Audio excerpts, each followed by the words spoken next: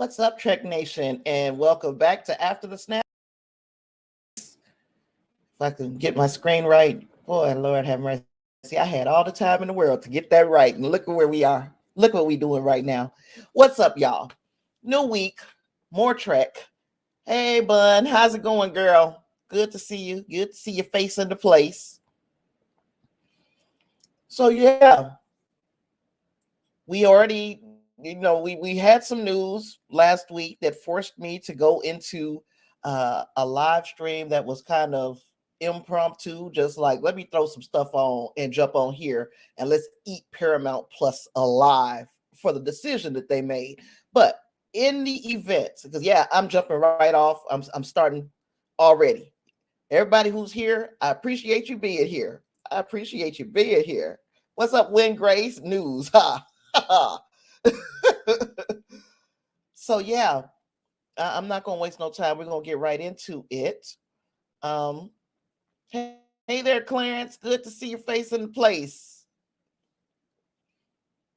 We're gonna start first and foremost, you guys. This is usually a Sunday show, so if you're here for the first time, Mondays are not our usual thing. It's usually Sunday at 4:30, but here we are. Okay. So that aside, let's go into I said I was going to just jump right into this news, but the way my slides is set up, it looks like we're going to do Beyond the Holodeck first. So we're going to start off by getting your views on a few Star Trek things. Now, we looked at Star Trek Strange New Worlds Season 2, Episode 2 last week, and everybody feels something different. However, there is a precedent that has been set by prior Star Trek about genetic manipulation, and it was set in Star Trek Enterprise, which technically is prior to the events of Star Trek Strange New Worlds. So anywho, the recent Strange New World episode reminded me of something Dr. Phlox from Enterprise said. On my world, we use genetic engineering to solve all diseases, but it seems humanity was not ready for such power. But maybe one day it will be. So, with that quote in mind, why does the entire Federation have a ban on genetic engineering? I'm going to sit here and wait, y'all. I'm going to wait. Because it sounds like, and let me move to the center here. It sounds like most of what went wrong with genetic engineering is a Earth problem. There was a war on Earth, and that war led to or was started by some genetically enhanced individuals, and stuff went out of hand, and they had a complete war that led into a civil war and World War III. So all of this catastrophe happened on one planet with one species that was genetically enhanced. So tell me why the entire Federation then decided when they formed, because this was prior to the Federation forming. When the Federation was formed, why did they decide then we need to just outlaw it for the entire Federation? Tell me what you guys think. Do you think it's fair? Give me your thoughts. And in the comments, I'm going to be happy to hear them. Yeah, Win Grace, I think you forgot to do the prime perspective question of the week, but that's okay. We got time here. We got time. The Suliban were a real threat. Is that because of? But again, that's an Enterprise. That is one species. Okay, now we got two. We could technically say three if you include the Klingons and the issues that they had when they started attempting to use the augment. They tried to fertilize those eggs with Klingon spit, right? So those three races or species had issues, problems, concerns. Why in the world would the entire Federation say, well, you know what? Because y'all had this problem in your world, on your world, then we are going to make sure it doesn't happen on our world.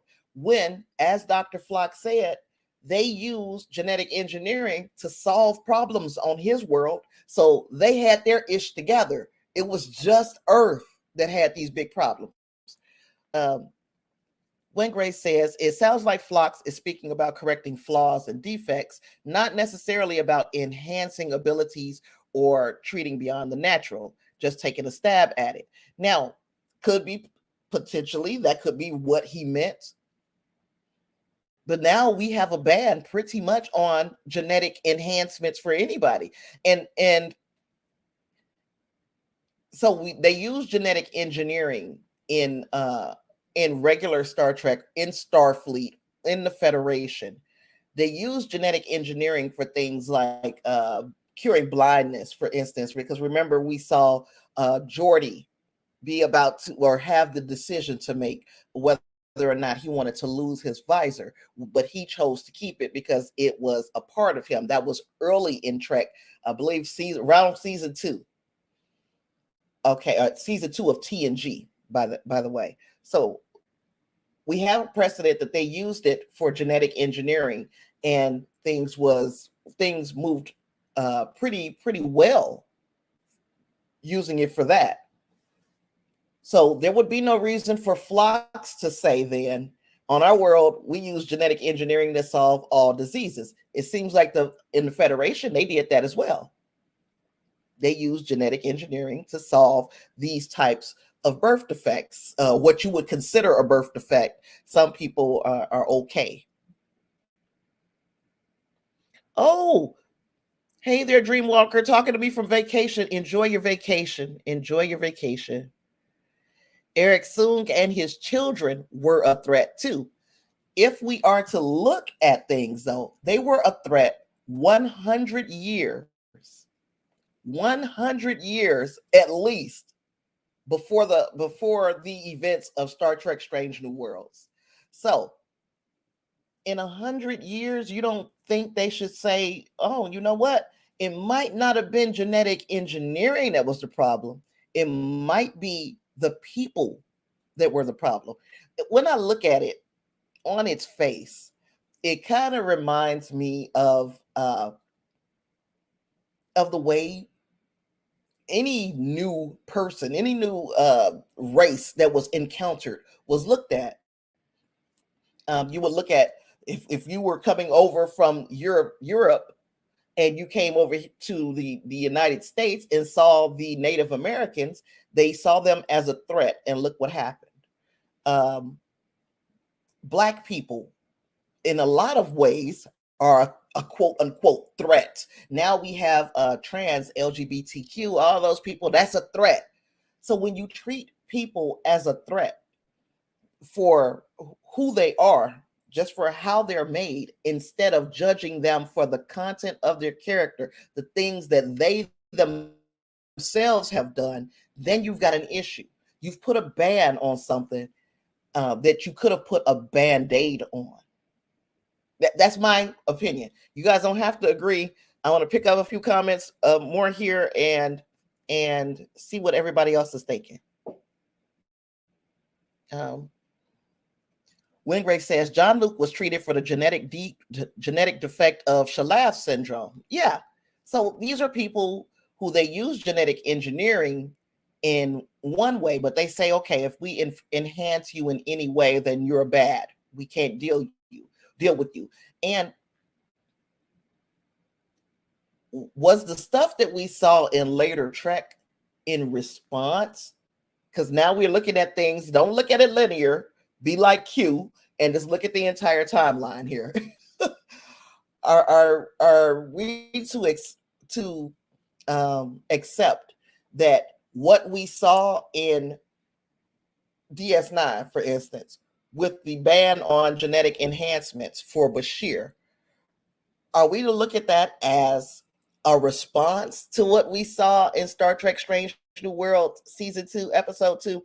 Like, instead of automatically kicking you out and charging you with sedition, we're going to just kick you out until they got this explanation and they have their hearing or whatever, and then they decide, you know what, you You personally can stay in, because we know that this ban continued, because by the time we got to Prodigy, RIP, by the time we got to Prodigy, Dow was facing the exact same thing. So how long does it take before you say, you know what, maybe it wasn't the genetic enhancements, or maybe it was something that Earth did wrong in their attempt to genetically enhance individuals, and other planets have been having success. Look at the Illyrians. They've been using it so that they can go anywhere, and instead of terraforming this planet, they can change themselves so that they fit into this world. Why did it take 400 years to come to that conclusion?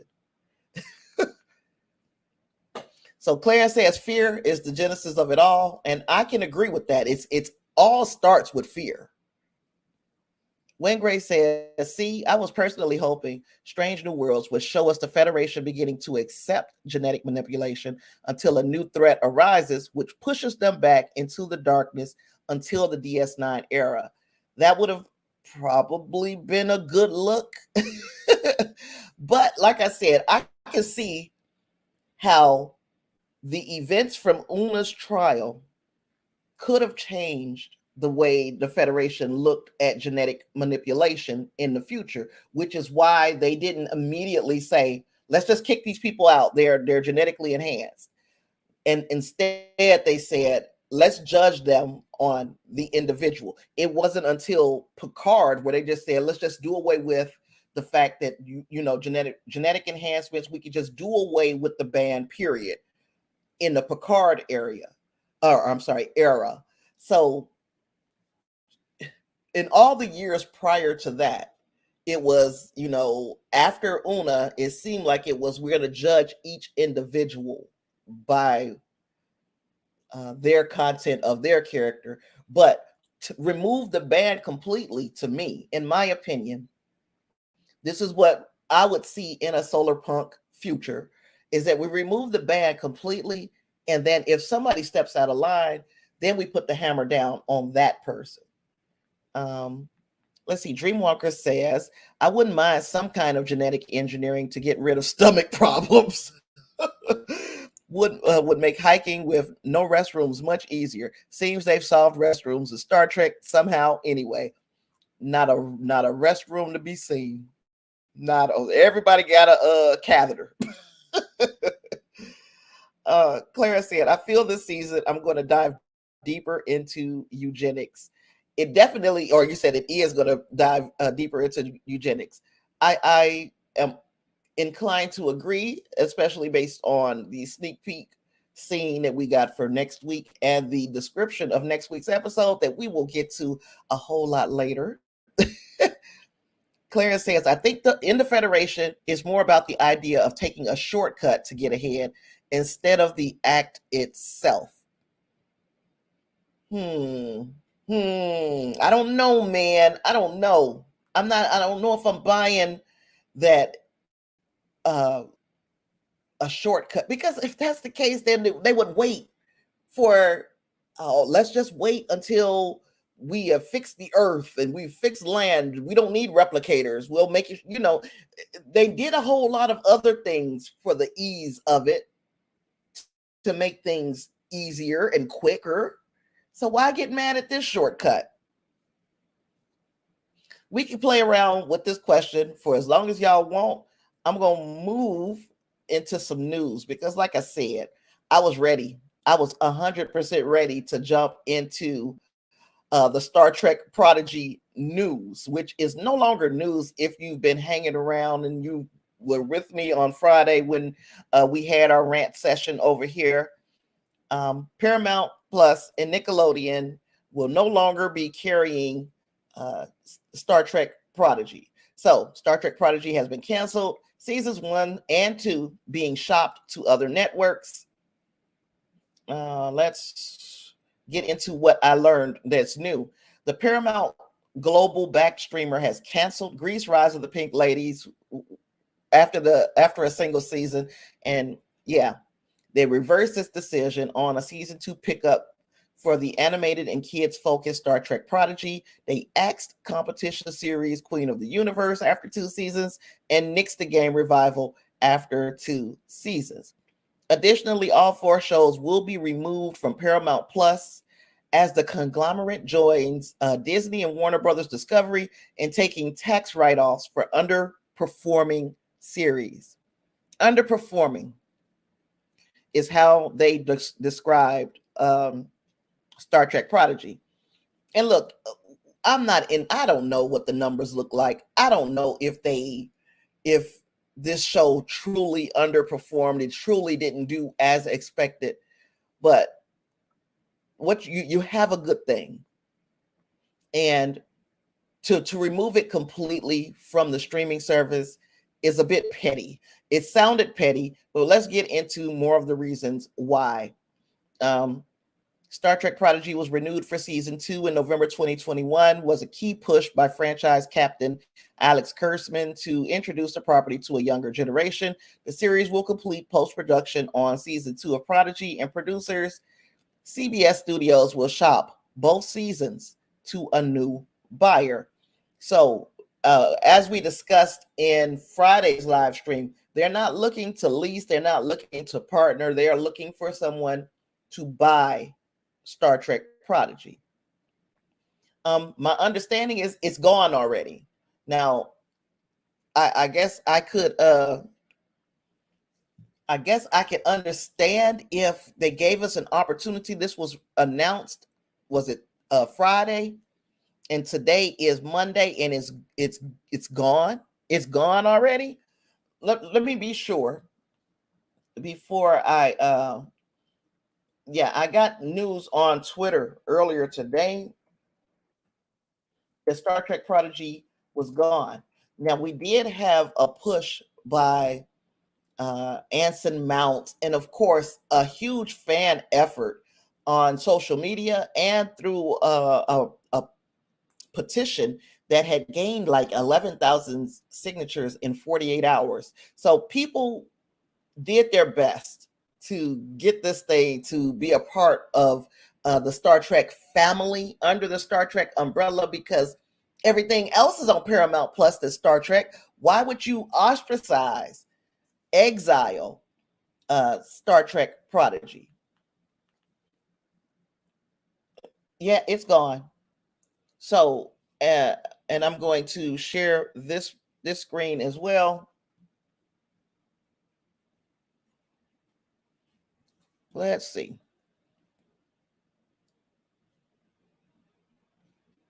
It is gone. Geek Filter on Twitter says, well, it happened. Apparently, when I left the room and came back to this, we have now lost season 1 of Star Trek Prodigy. It is gone. Just like that. So, didn't even give us a proper chance to watch the entire season, to say goodbye to these characters. It's just disheartening, really disheartening. And I know that I said what I said on my on my live stream, but like I also said, I might be talking about this every week, because that's how brokenhearted I am about Star Trek Prodigy's cancellation and removal completely. And as some of you guys surmised in our chat on Friday, it was for a tax write-off. It was to write it off for some tax reason.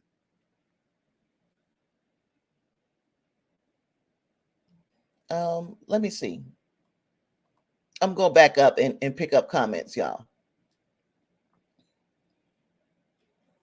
Justin says, I think it's fear of war between non-enhanced and enhanced. Our history shows there is always tension between people that are not the same as each other. So sad that it happens. Look, it's got to be fear. That's it. But how you can talk other worlds into your fear and your prejudice is, and I said it, prejudice, is mind-boggling to me in a society that has seemed to have become more accepting rather than going back to the old ways of discrimination and biases. Clarence says augmented worlds can live peacefully, but it's sort of like sports, equal footing. So everybody has to be augmented. We picked that up. When Grace says the petition to save Prodigy is currently at 15,536 signatures. At the end of the day, somebody's going to pick it up based on those 15,000 signatures plus, but it doesn't sound like it's going to be Paramount. Their minds have been made up. They've already taken it off and they're going to get their tax write-off. So now our only hope is that it lands somewhere and that we can at least still see Star Trek Prodigy. At least that's the way it's looking to me. Clarence says, remove completely is his issue. Yeah. But again, it's all about the Benjamins, baby. It's never about anything else. It's not about the franchise. It's definitely not about the fans. It's all about the Benjamins. Dreamwalker said, wow, I'm so glad I watched Prodigy finally 2 months ago. I'm glad you did too, especially since I have been sticking a pin in you to do it. I'm glad that you gave it a chance, and we will get hopefully season 2 somewhere, and hopefully it has a satisfactory ending unless they allow it to continue past season 2, and let me go on record saying I doubt that it will. Clarence says, what the hell, man? I never saw an official press release on their press site. It's so shady, isn't it? It's like, okay, they're making all this noise. We thought, like, who was it? Wingrace said that if we did this stuff on Friday, that it would be forgotten by Monday. No, we ain't forgot, Paramount. We have not forgotten. In fact, Paramount is trending under entertainment today. And I'm not going to spend a whole lot of time. I've already spent a lot of time. I'm not going to spend a whole lot of time on Star Trek Prodigy. If you guys want more conversation about Prodigy, I am always game for it. We just got to fit it in our busy schedules. We have to synchronize our schedules so we can talk about Prodigy a little bit more. Wingrace says, I think they're going to be kicking themselves in 6 months when the writer's strike is still going and they have no content to release when they had a finished show ready to go. 100% agree. Couldn't agree more. First and foremost, I hope the writer's strike is not going on for another 6 months. But secondly, you would think that they would be preparing for the worst. And like Wingrace says, they would be hoarding content so that they would be ready if this thing is still going on for any longer than what it has been. What has it been? Over 50 days now. So yeah, if you guys have anything else on Star Trek Prodigy, put it in the comments. I'm picking up comments as we move along, but I'm going to move to something else that we probably won't see. Patrick Stewart says, you know what? I want a Picard movie. Patrick Stewart said, I think we could do a movie, a Picard-based movie. Now, not necessarily at all about Jean-Luc Picard, but about all of us, because now he's realizing that there is safety in numbers, Jean-Luc Picard, and to take many of those wonderful elements, particularly from season 3 of Picard, and take out of that what I think should be an extraordinary movie. I keep telling people and mentioning it. So far, there's been no eager response, but it might well happen. And that would be, I think, a very appropriate way to say, and goodbye, folks. Now, in my opinion, would I like to see a Picard movie? Of course, I'd like to see a Picard movie. Any excuse to get Patrick Stewart and the gang back together, especially in a big screen endeavor. Of course, I want to see one. Do I think we need one? No. I don't think we need a Picard series. I mean, a Picard movie. I think the goodbye that we got in season 3 of Picard was enough. However, if I was Patrick Stewart, I would be advocating for the same thing. That's another payday. And I know people like to think, he just loves playing the character and this and that. That might very well be true. But at the end of the day, that's another payday. He wants to ride the good graces of the audience off into the sunset. He wants to set his wife up for success when he's no longer around. And do I blame him? No. Get a payday. Get another payday out of it. Do I see it happening? Absolutely not. They can't even juggle the things that they have right now. What makes me think that they're going to put any effort into a Picard movie?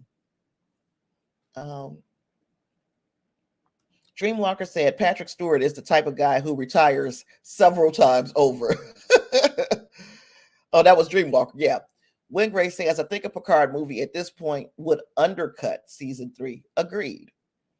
Dreamwalker goes on and says, I hope this isn't blasphemy, but my favorite Patrick Stewart media isn't even from Star Trek. It's the X-Men movie Logan. And furthermore, first and foremost, I appreciate and understand how you could feel that way about his performance in Logan.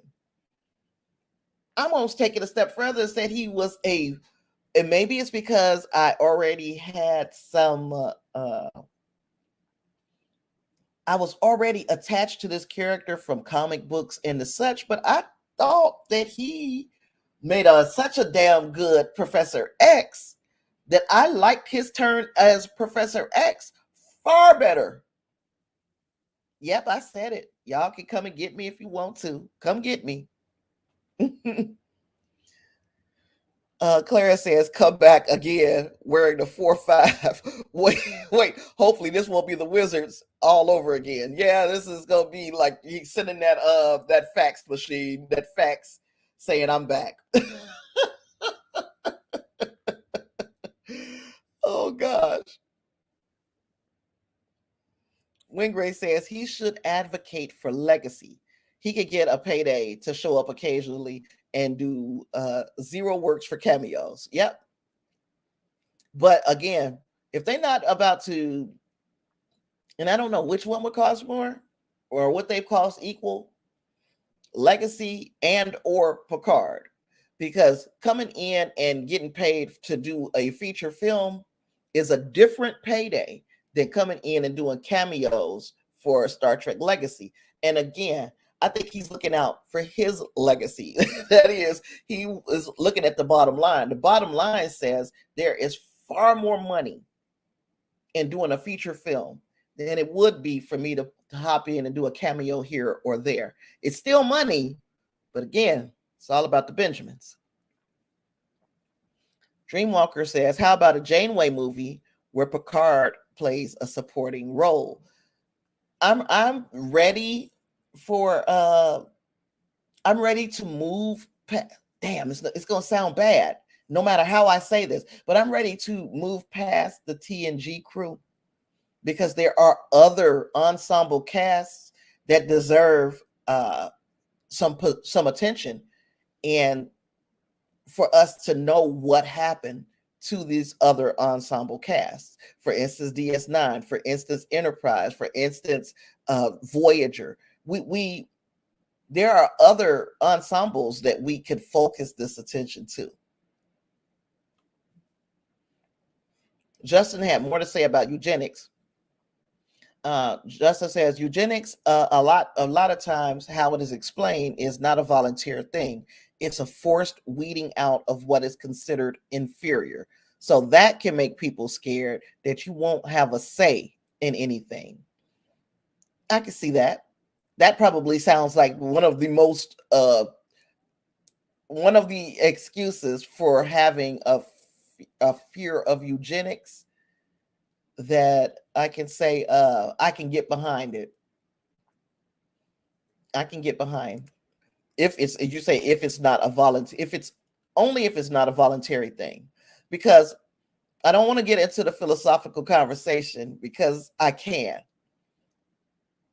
In coming years, as technology progresses, we're going to start seeing a blending, a more of a blending with technology and humanity.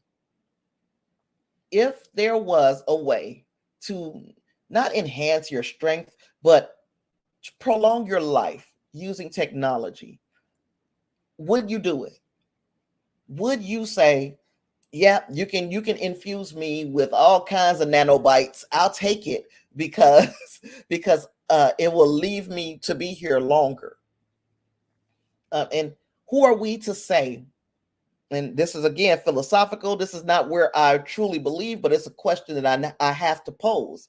Who are we to say that when in the Bible, where it talks about a paradise and people being transformed and getting a new body, who are we to say that the technological advances that God is allowing us to invent is not the way that God was giving us to live forever and be here in a paradise? It would be, who's to say it's not supposed to be a paradise of our own making? And if we start with these prejudices way back, now in 200 years, will we be where the Federation is as it pertains to people who have undergone such treatment? And again, that would work more for one of our philosophical conversations. If we really want to get to Star Trek Strange New Worlds season 2 episode 2, we better keep it moving. When Gray says, I think we're a few years away from getting the Trek movie off the ground. Not to be morbid. Ooh.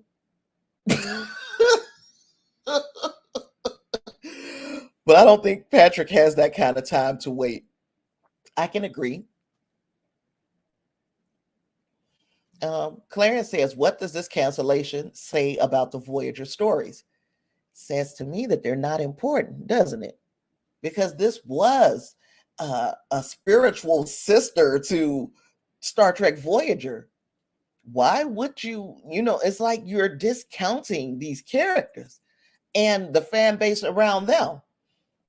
And maybe that's one of the ways that we should be approaching this boycott, because you guys have undercut Voyager's welcome back party right at the freaking knees.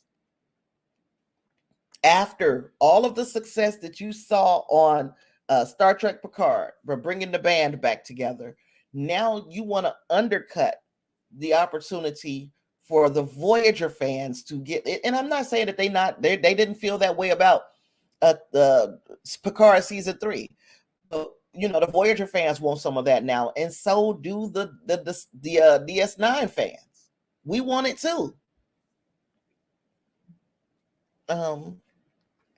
Dreamwalker says, I forget, was the Trill from Discovery a future version of the one from DS9 or totally different?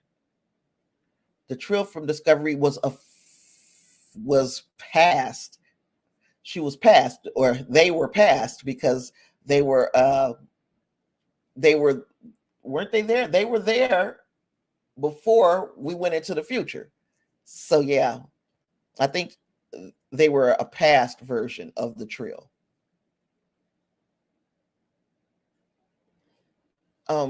When Grace says same species, different character. I don't know if I understood the question, man. Justin wants the Picard movie. He said, bring it on. Clarence says it was a different symbiote. Tall. I misunderstood the question altogether.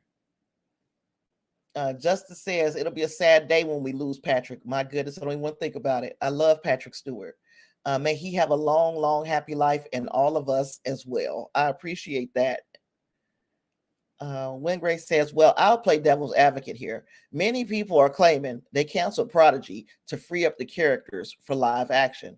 Remember, Garrett Wang said he couldn't appear in Picard because he belonged to Prodigy. If that's the case, if that's what happens, I will be happy. Only if they find a way to bring those characters from Prodigy with them, though. I'll be happy if we get a live action version of Voyager reboot. That would be it wouldn't be the best trade, because I'm in love with these characters, but I could get behind it. I could get behind it. Good devil's advocate there. Kane on Pelia, because Kane talked to Carol Kane, not Kane from wrestling. Carol Kane, she talked to IGN the other day, and there was a quote from her that kind of explains her relationship, number one, with Hammer, and number two, it gives us a little bit more information about this character. That again, if you've seen the sneak peek scene for next week's episode of Star Trek Strange New Worlds, we're going to get some Pelia, whatever her name is. She said, I've taken over being the engineer on the ship from Hammer, who was my student years ago. And I guess I could say that I've been alive for centuries with an S, not just 100 years. So I have quite a background. And I know a lot about everyone there, and I know my job, and I think I'm very opinionated because I have been around much longer than anyone else. And I think I claim that territory. I get pretty straightforward and opinionated. Tells us a little bit more about the character of Pelia. I can't wait until that character is fleshed out a bit more. Excuse me. I can't wait till the character is fleshed out a bit more to see just more of her quirkiness, but also to know that Hammer learned from her, and also to know that she has been around for centuries with an S, so at least 200 years. Yeah, I want to know more about the Lanthanites and everything that Pelia stands for here. See, that's what Adira definitely came around in the future. Adira came from the past, right? Wasn't Adira on the ship when Discovery went into the future? Wasn't she there with them? So she was a past person. They, and I keep calling Adira she, it's they, right? Adira was a past person. They were on the ship. The ship goes into the future. Am I right? Y'all correct me. I could be wrong. But Dreamwalker said, yeah, it seems like it's a different one. Live action Prodigy would be very good. Yeah, give me some CG characters. Give me whatever you got to do to make it happen. Let's do it. If you guys are going to do it, if they're going to do it, let's do it. Don't play around with it. Bring them on in for this Star Trek Academy show. Bring them on in. Okay, so when Grace is correcting me, Adira joined when they got into the future. They were on Earth that had left the Federation. Thank you. I remember. Yeah, I remember. She ended up going with them back to Starfleet headquarters and the such. She got on Enterprise. I'm good. Thank you for reminding me. Oh gosh, we got coming up next. Our Star Trek Prime Perspective question of the week is: what does it mean to live a lie? Number one has spent her entire life hiding her Illyrian heritage. We know how that turned out for her, but what does it take to live a lie, and what are the consequences of finally coming out? I had some answers, and guess what I didn't do? I did not make the slide with the answers on it because I suck. I don't know how I forgot to do it. Usually I wait until the day of and put those answers in so that I make sure I get everybody's answers. Today I didn't do it. So today I'm gonna have to just read answers to you. And there were only two, if I remember correct.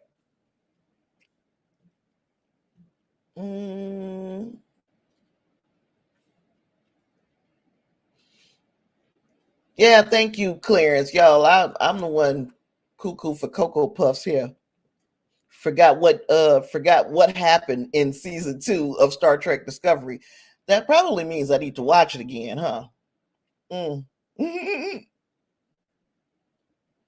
Okay, so let's get these answers for our prime perspective question of the week. Yeah, I need to get back into Star Trek Discovery season, was it 3? I need to watch it all again, to be quite honest. Okay, so Reinhardt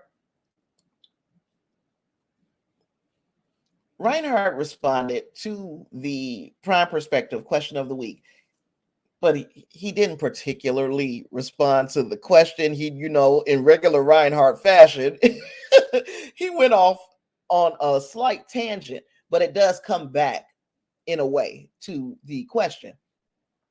He says, I think it's pretty amazing that another character Rebecca Romijn played, Mystique from the X-Men films, was asked by Nightcrawler, if you can look like them and sound like them, why not just look like them all the time? She replied, because we shouldn't have to. He said, I love the language they use in this when they said passing. He was talking about a great movie. The name of the movie was Passing. And with Tessa Thompson and Ruth Neggi, and it was about passing for Black people in a past society, passing to be white. They were fair complexioned enough to for people to have thought that they were white. Anywho, he said they lived in fear and that they would be found out.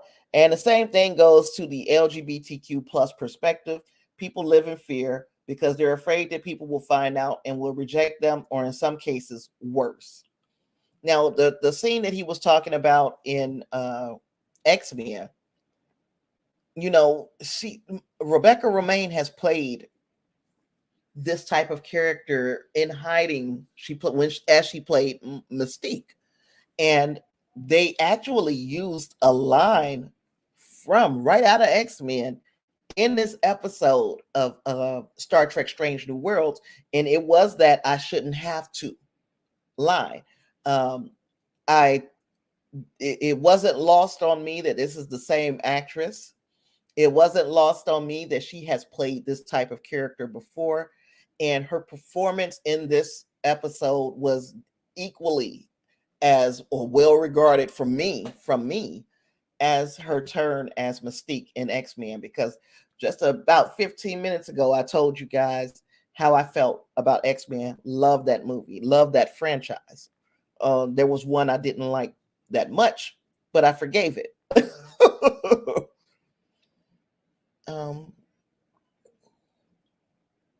So, Wingray says, but Trill symbiotes can live for thousands of years. That lineage could have existed back in our time. And Clarence says, I wonder, does this exclude the Prodigy folks from appearing in live action? And that's a good question. That's a good question. We might not ever get to see these characters if they are sold to another streamer. That is something to think about. Justice says the perspective was a tough one to answer, but there was some great comments. Speaking of great comments, I am going to read Justin's comment. He said, I believe at the core, lying is wrong, but there are times and situations in life you have no choice but to lie or hide things because of fear of judgment, pressure, or not being accepted. Or in some cases, it could lead to your death or those around you because race, beliefs, lifestyle, job, or just who you are. To lead a double life, you have to be able to sell the lie as the truth and live it as your truth. It takes commitment, drive, and being able to turn on and off your emotions and lie to oneself. If you're caught, it can lead to trust, financial ruin, friends, family being lost, even death, or the loss of one's true self. And having the loss of your true self is a fate worse than death. To me, living a lie has got to be like the most terrible thing. And I'm talking a serious lie, like this one that that Una was faced with. And then also Justin finishes off with, and never being trusted again. I hope and pray there comes a day when we can all be who we are without fear.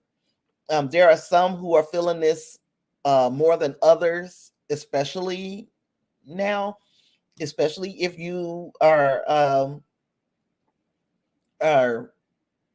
let's say, in the LGBT community.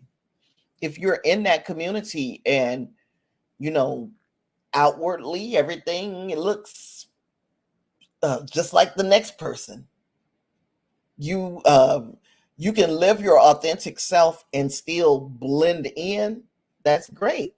But what about those people who are going through changes, and for a little while their appearance might be striking or something? How do those people, how do you expect them to, you know, do you expect them to live as if that isn't their truth?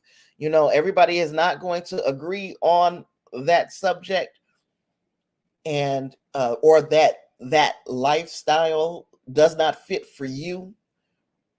But can you at least make room that it might fit for someone else? And you know, have you do have a an option to say, you know what, it's not for me, or I couldn't do this, or whatever. But those people have an option to say, yep, I this is who I am and I'm fine with it. Yeah, and that's the problem I think that we see.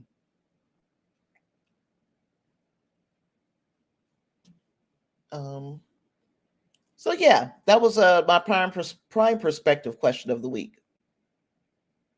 When Gray says, I know it's not the point of the question, but how about the various versions of Trek characters living a lie by playing their counterpart? Lorca, Giorgio, even Sicko.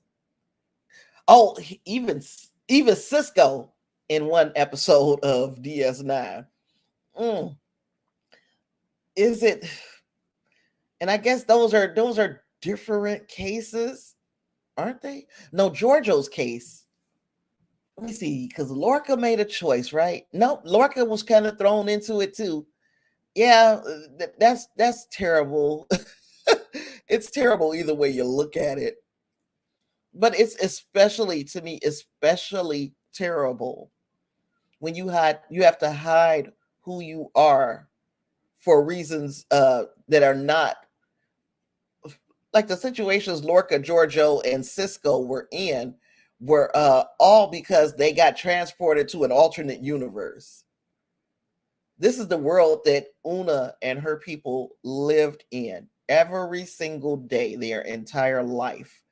To have to live in what many would think of as shame is a shame, you know. And Justice says, correct, Tasha. The loss of one's true self is a living death. Yeah, it is. It's got to be terrible. Um, you know, I've fortunately came along at a point in history where my that wasn't my truth. That wasn't something that I had to deal with. Um, but just a generation earlier, my dad and my mom kind of dealt with things like that. Yeah, it's I they were much stronger people than me, because I don't know that I would have been able to make it. I think about my father, some of the stories that he would tell me about when he was. So my dad was born in 1941. So when he was 14 years old, he had to go out and work because the family, huge family, living in a one bedroom, or a one, not one bedroom, a one room kind of shack. So dirt floor, all of that. So he had to go out and he had to work. And as he was looking for work, a white couple kind of liked him. And this was from seeing him around. They liked him. They felt pity for him. And he was a little taller. And they asked him, "Can you drive?" And my father lied and said, "Yes, I can drive." And they were like, "Okay, well, you can be our driver and you will have to run errands and the such." My dad accepted the job. He was so happy, go home and tell the family that he's got a job. But my daddy had never driven anything. So the first time they sent him on an errand, which very soon after, he crashed their car. And in 1955, he probably should have been killed. But the white family that he was driving for said, "Oh, there was something wrong with the brakes. It wasn't his fault." And they got their car fixed or whatever, and they taught my dad to drive. So, I mean, in that, I don't know what this story had to do with anything. It just, when anytime that I can think of, my daddy recently passed, within the last few years, he passed away.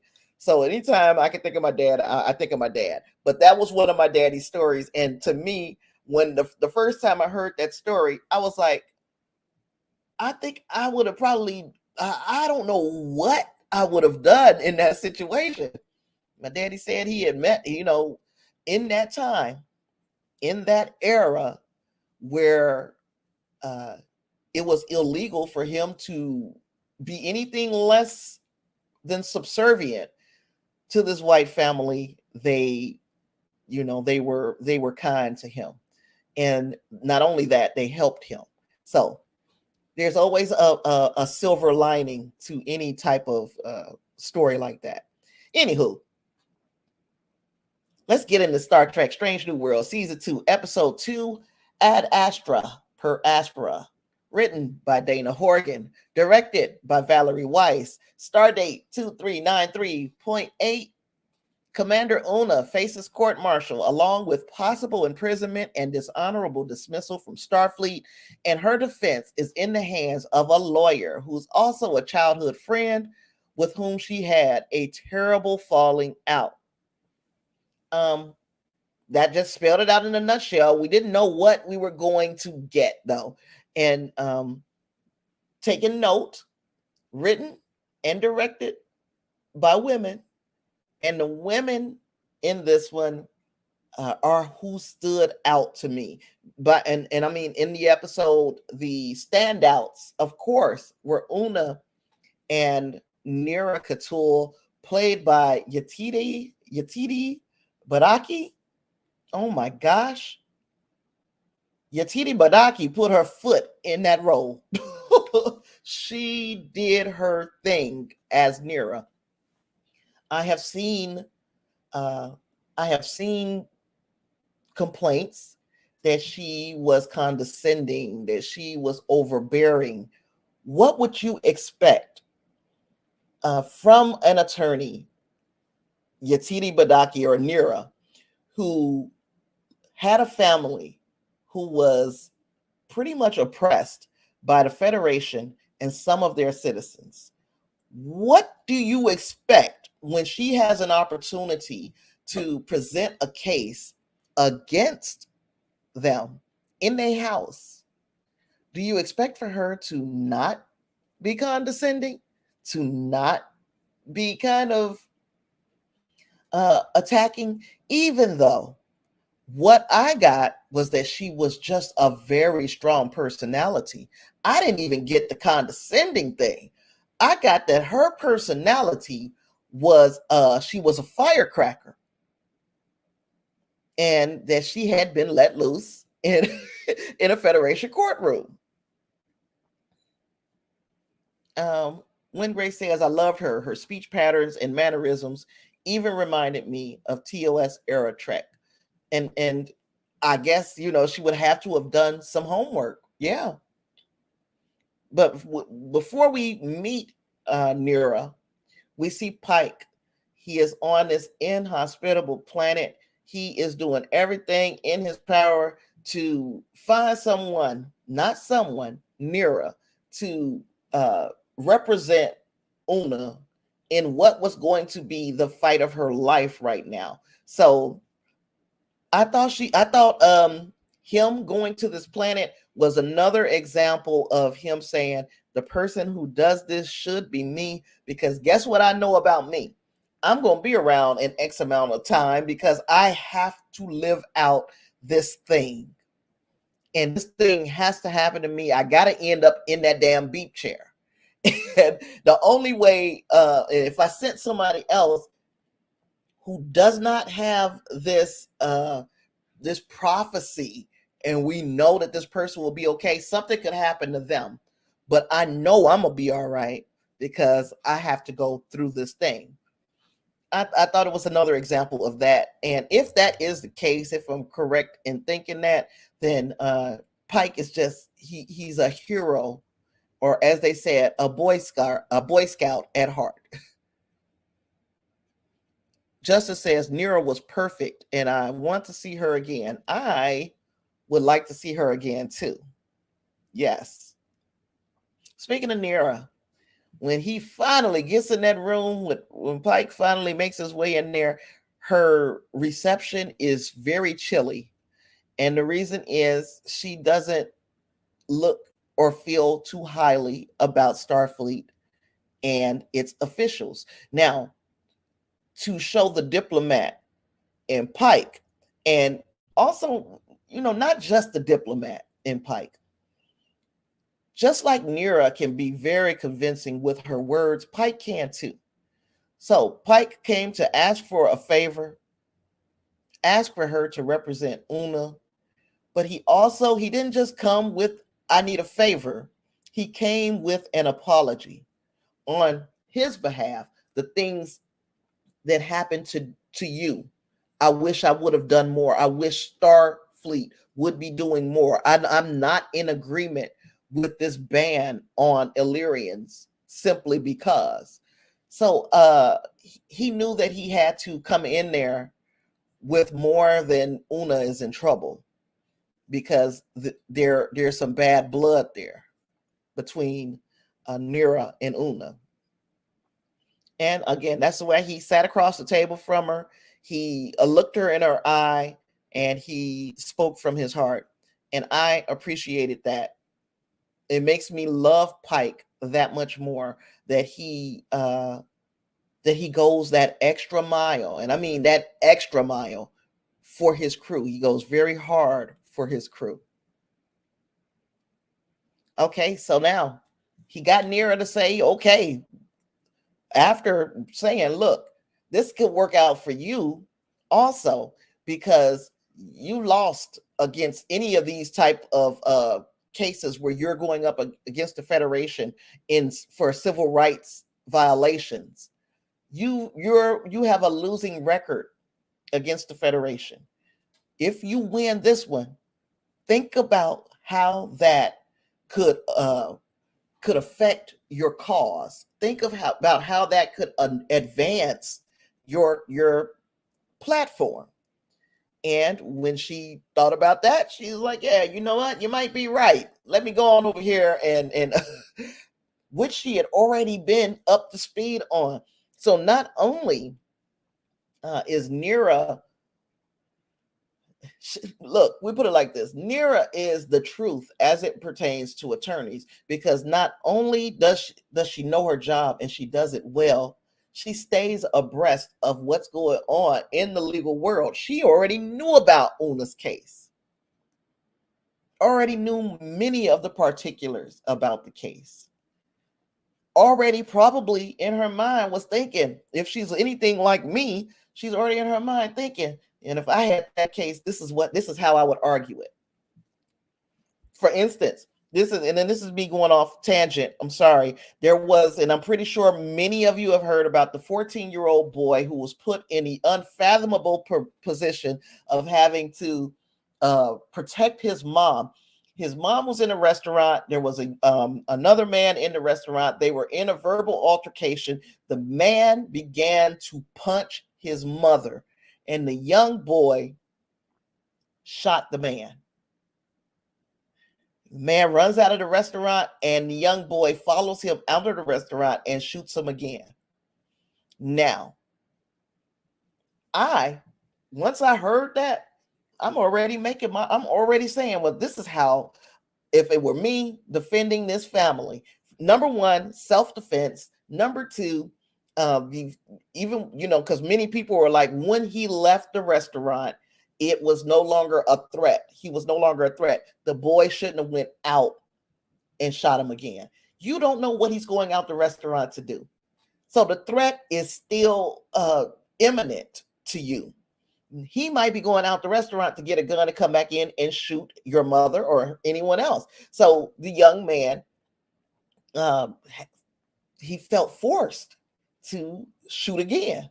At least that would be my argument. So much like I sit around and spitball these types of situations around in my mind, which is a horrible situation, by the way.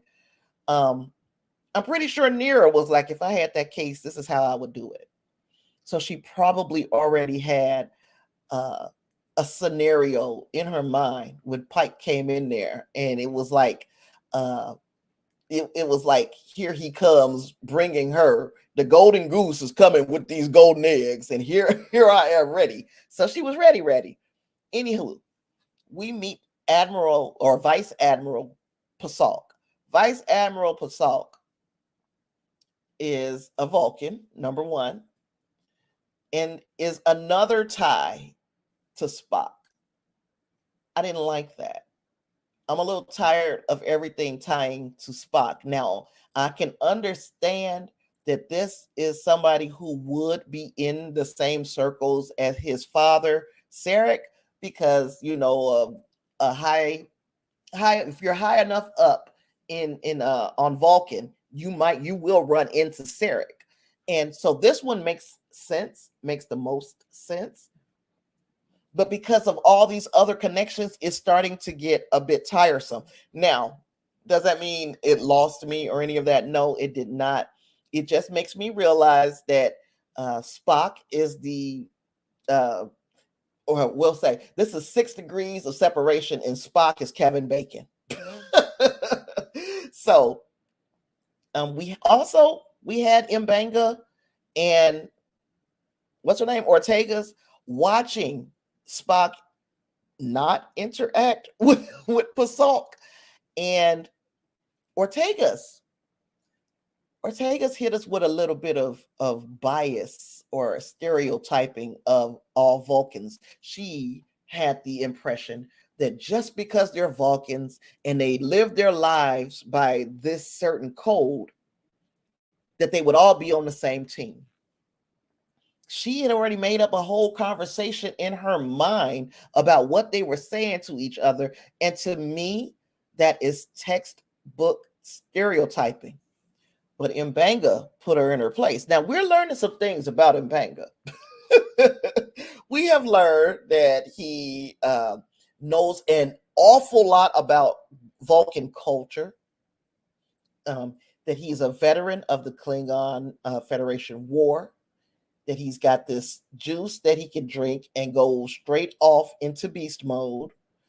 And now that he is pretty darn good at behavior analysis and Vulcan body language.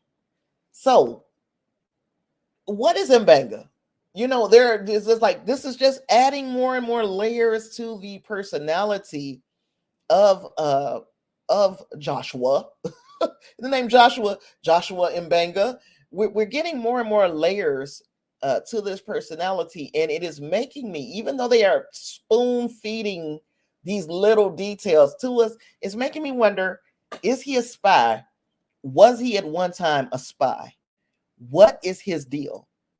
I need to know more. Justin says here, Pike showing us what a good captain does and a good citizen of the Federation should be. I agree. And Wingray says, wait, I just remembered Isn't Spock the first Vulcan in Starfleet? It's Joseph in Banga. I said Joshua. Joshua is my nephew.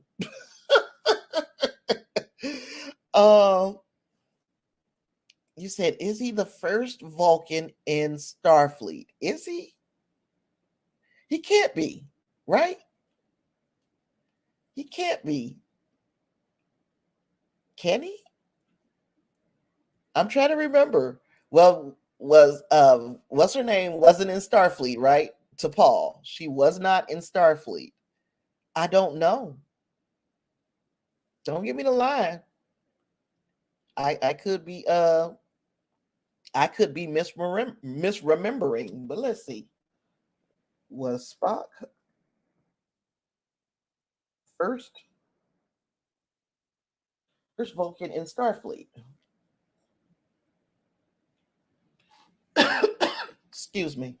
According to the official Star Trek site, Spock was the first Vulcan to enlist in the Federation Starfleet. However, according to the new series Discovery, Admiral Picard was a Vulcan serving in the mid 23rd century. So there we have it. Discovery rewrote that. So anywho, so Spock wasn't. We already had Admiral Picard, but it sounds to me like there could have been others sprinkled around in there too. We'll probably meet them in this episode, in this season of Star Trek Strange New Worlds.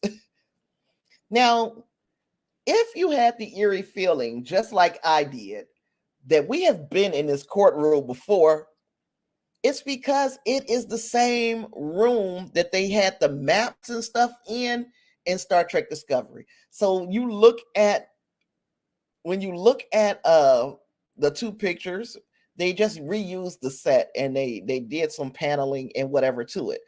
Now, while I loved this room in Discovery, I wasn't too keen on it in Strange New Worlds. And the reason why is the amount of space between the people who were litigating against one another. In any other courtroom, it's far more intimate. The spacing is far closer together. Excuse me. The judge will be like 10 steps away from you, 15 steps away from you. And that's what little steps like I would take, right? So this was so spread out that I'm like, how is anybody even hearing anything except for the people who were back on the Enterprise watching it on court TV? Everything else seemed like you would have to holler to get, unless the acoustics are just fantastic in this place. You would have to holler to get your point across in this big old space. Lingray says they could also retcon that and say that Discovery Admiral was granted that position as being an equivalent in the Vulcan Science Institute. They could. They do whatever they want. Once they write it, it's canon, so they can do whatever they want with this, and put it back to where Spock was and is the first Vulcan. Yeah. Justice says T'Pol was the first Vulcan to serve on a human ship, but was not Starfleet. Absolutely.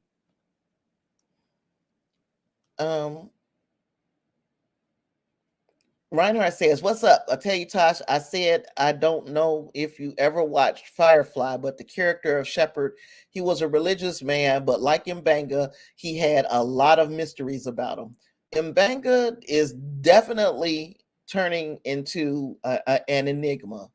And the more little things that they tell us about this character, and they're very subtle, they're not hitting us over the head with a whole bunch of stuff.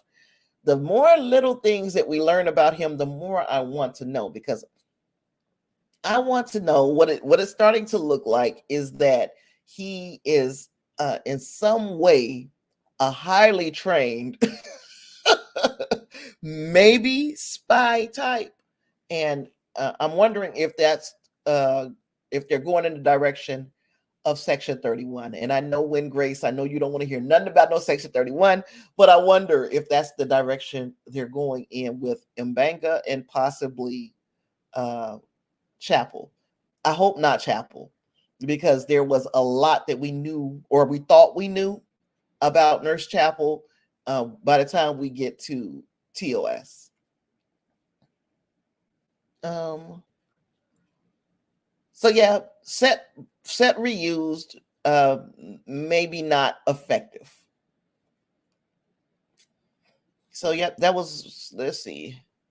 Okay, now some of the things that I found out, or the little things that I found out, because there wasn't an awful lot that I found out about these three that are sitting on this panel as the tribunal. Let me see. I got to go back to my notes here. Doody. Because I honestly don't want to say the wrong thing, and I don't remember what the names were. So apologize. The Tellurite.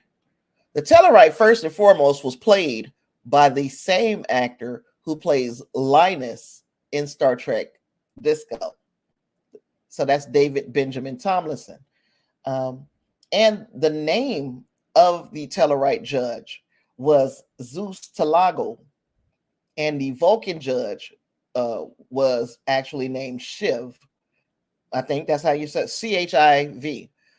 So we got names for these characters that weren't used at all in this episode. So will we see these characters again? I don't know.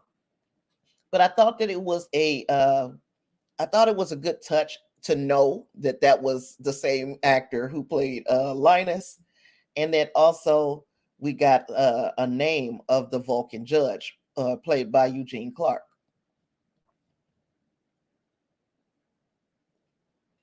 Things started, to jump off. The cases being presented. We got Neera ready to tear into any and everybody. So silly.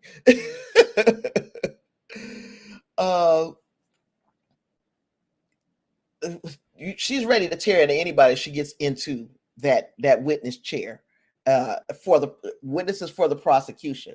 So anywho, she calls first April to the stand, and when she gets him on the stand, what first, and I say it sounded like an attack, it was an attack.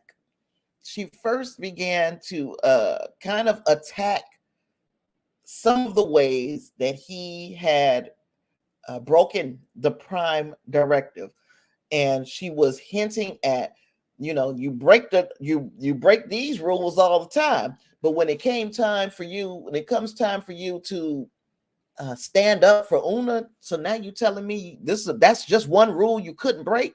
So she made him look bad. He didn't appreciate it.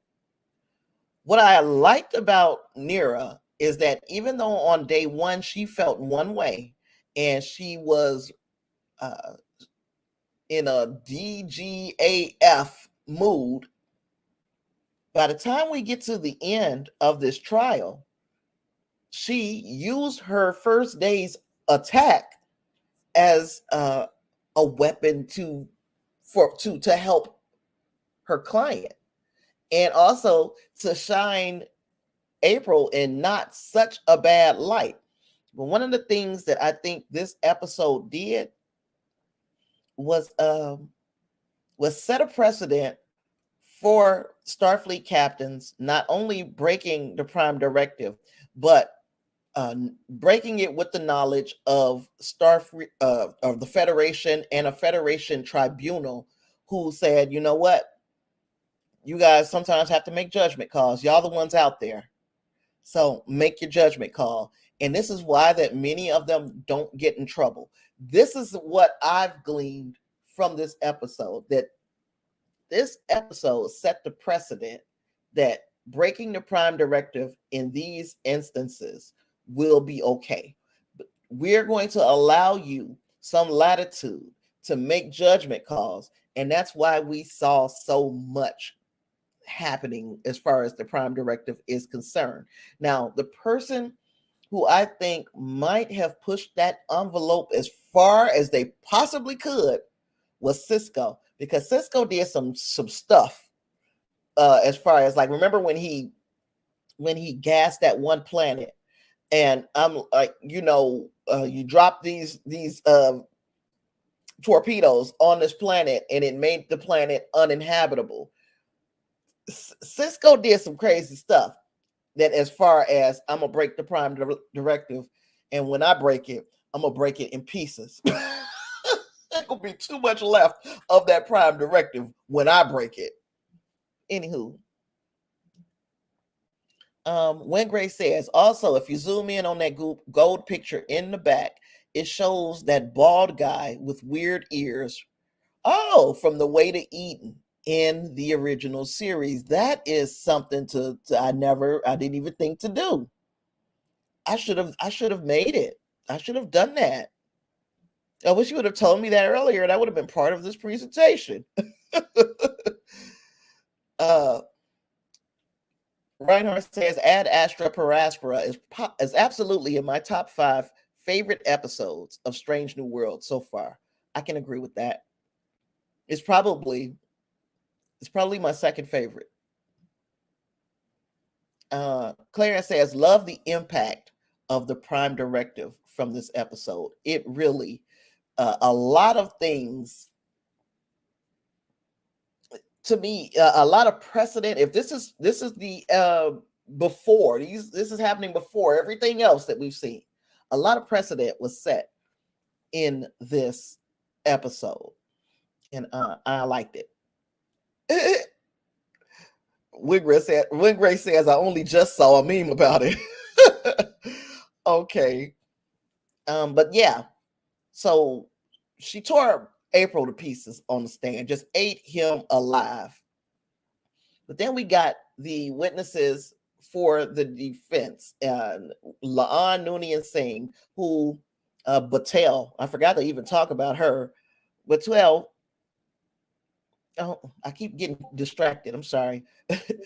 Batel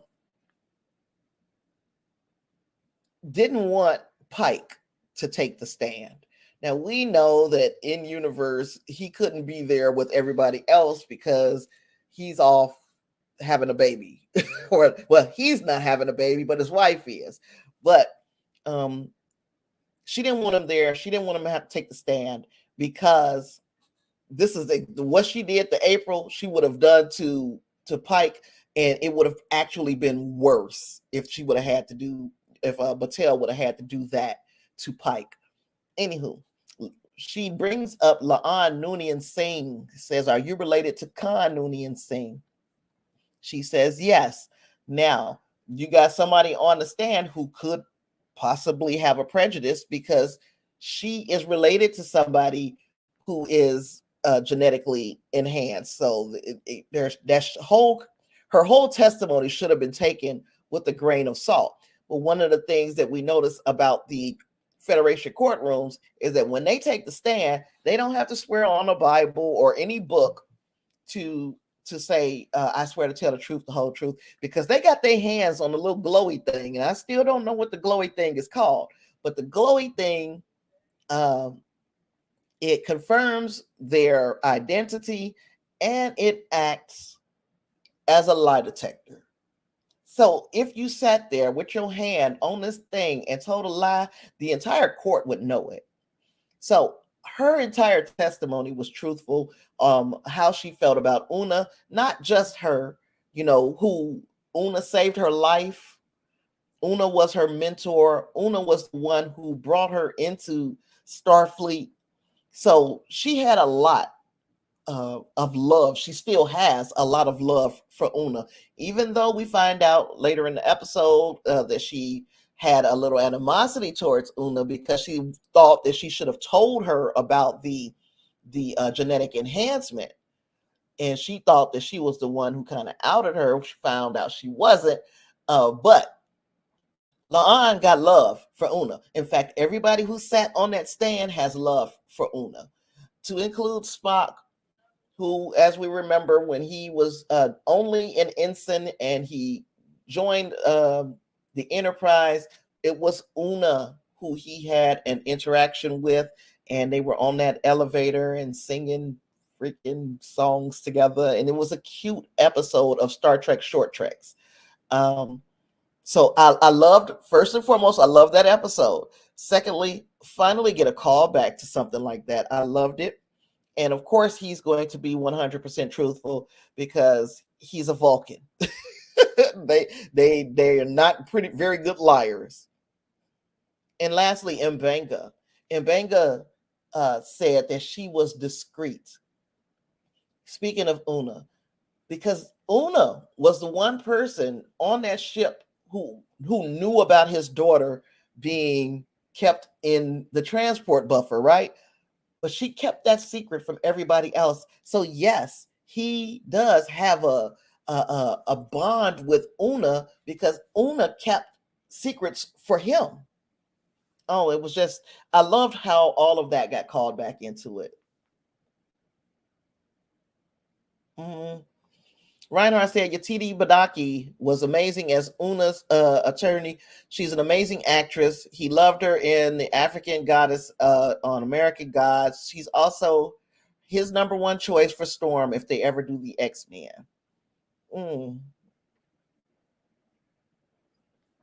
Exactly, Clarence. This is now, as far as the X-Men is concerned, I got a couple of first choices, or I got a couple of choices for Storm, but we'll talk about that on another stream. Clarence says, agreed. This is what I missed from Stewart Picard. Yetide killed it. This is what me and Clarence had talked about maybe a few weeks ago. This is the side of Picard that I wish they would have given us in the series Picard. And I'm adding, Clarence didn't say this part. This is all Tasha here, okay? I'm adding that trying to have Patrick Stewart do action type sequences did not make sense to me. But to have put him in a situation where he had to litigate, his mind is sharp as ever. I think that would have been, it would have been perfect to see him as the litigator of Picard in some scenes of Picard. Sweet call back to the short trek. Yes, I'm glad that we are getting some kind of callback. They are acknowledging, yep, this happened in this short trek. So I like that. Justice said, this is in my top 20 of best Star Trek episodes all time. It was what makes Star Trek so good. It was thought-provoking. I enjoy this. I can't say where it will be in like a top.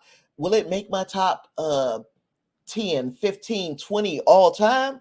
But definitely my second favorite of Star Trek Strange New Worlds. Oh my gosh, Clarence, I almost forgot to talk about these dress uniforms. These dress uniforms. Because when you go back and look at the dress uniforms from TOS and that era, they are playing right on those dress uniforms. They've added a few more modern kind of touches to it, but the uniforms are true to canon. And I'm going to see if I can find a photo of one because it was something that I planned to mention, and I did not get a. I did not get a slide together. Some things I do ahead of time, and some things I wait till the day of. This should have been done ahead of time.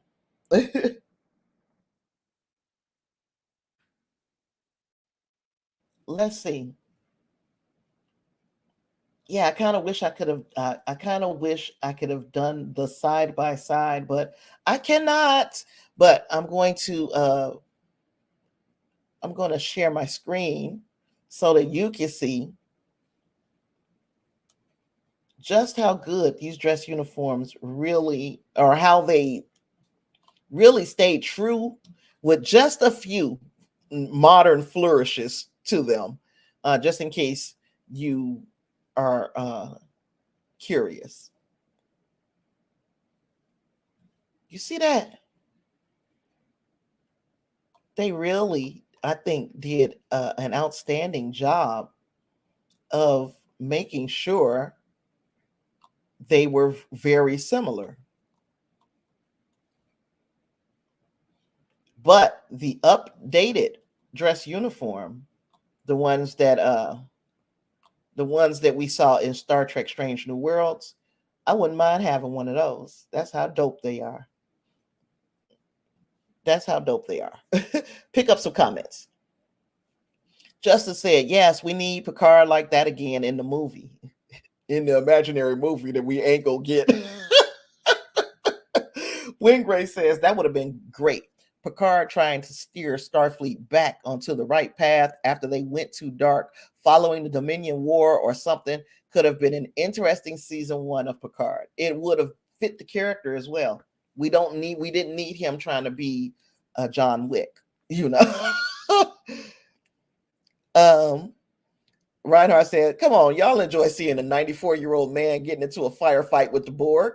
Look, we liked it as it was happening, but if you give it any thought whatsoever, just like if you just sit down and be like, that would be like Nana and Papa. And Nana and Papa is not out there having no shootouts with nobody. They're not even killing mosquitoes anymore. Nana and Papa. Anyhow, Justice says, I really enjoyed this episode. It felt fresh and new, yet touches of TOS and TNG, but it stands on its own. Now, out of a lot of us, you know, we're a group, and usually, not all the time, but usually we get pretty close as far as what we thought of episodes. But I'm going to share some thoughts from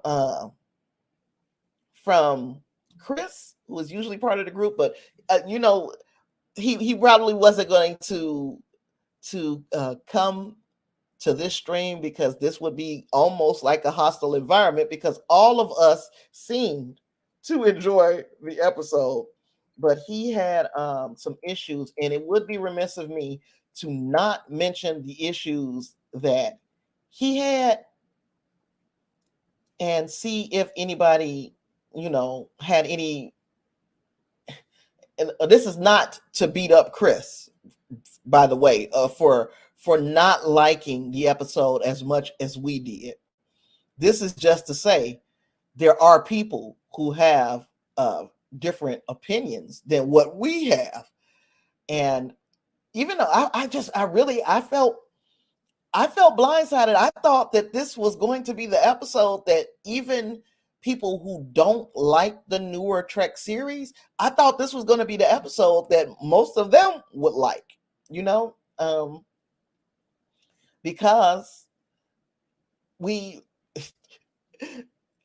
because it is so TOS to me. It really and truly just feels TOS. I just want to find, he had a list. Excuse me. He had a list of things that he didn't like. And I'm just going to go through his list. He said, okay, we'll start with what he did like. What he did like was the showing of genuine camaraderie among the crew. And there was a sincere intent to tell an honest allegorical story in the mode of Measure of a Man from TNG. Now, what he didn't like, he says he doesn't like Strange New Worlds' portrayal of Spock. He said it feels like the writers don't know what to do with Spock, and they keep making him act odd and make him the butt of jokes. Spock was considered one of the greatest minds on Vulcan. He was raised by one of the most successful and important Vulcans around, but the writers portray him like a strange, goofy teenager. My response to that, and if you have something, as long as we are saying it, and we're going to be mindful that we are not talking about people, we are talking about ideas. My thing is this: I thought Strange New Worlds portrayal of Spock is a Spock that we don't know. We don't know this Spock. So when you compare him to an old, if you compared uh 10 years there, if you compared 30-year-old Tasha, 20-year-old, 30-year-old Tasha to me now, I'm a whole different person. I would be a strange and goofy young adult. And guess what? Hey, Chris, I'm just talking about you. And I would be even stranger. The earlier you find me in my life, I'm not going to be this person. You probably, many of you, if you met me earlier, you wouldn't like me. And I'm being 100 with you. As the series are supposedly as the series are supposed to move on, we start to see a change in Spock. As far as in TOS, it was a wrestle. He was wrestling very hard with concealing the human aspects of his identity. And then as he moved into later, when we see him in TNG, it seems like he had kind of embraced some of his human characteristics and was even using those empathetic, uh, emotional characteristics to further a cause. So I saw it as, let's grow, and this character is going to start off being somebody we have never seen before, and then we get to see the progression. If it would happen linearly, it might make more sense, but this is something that's happening completely out of order.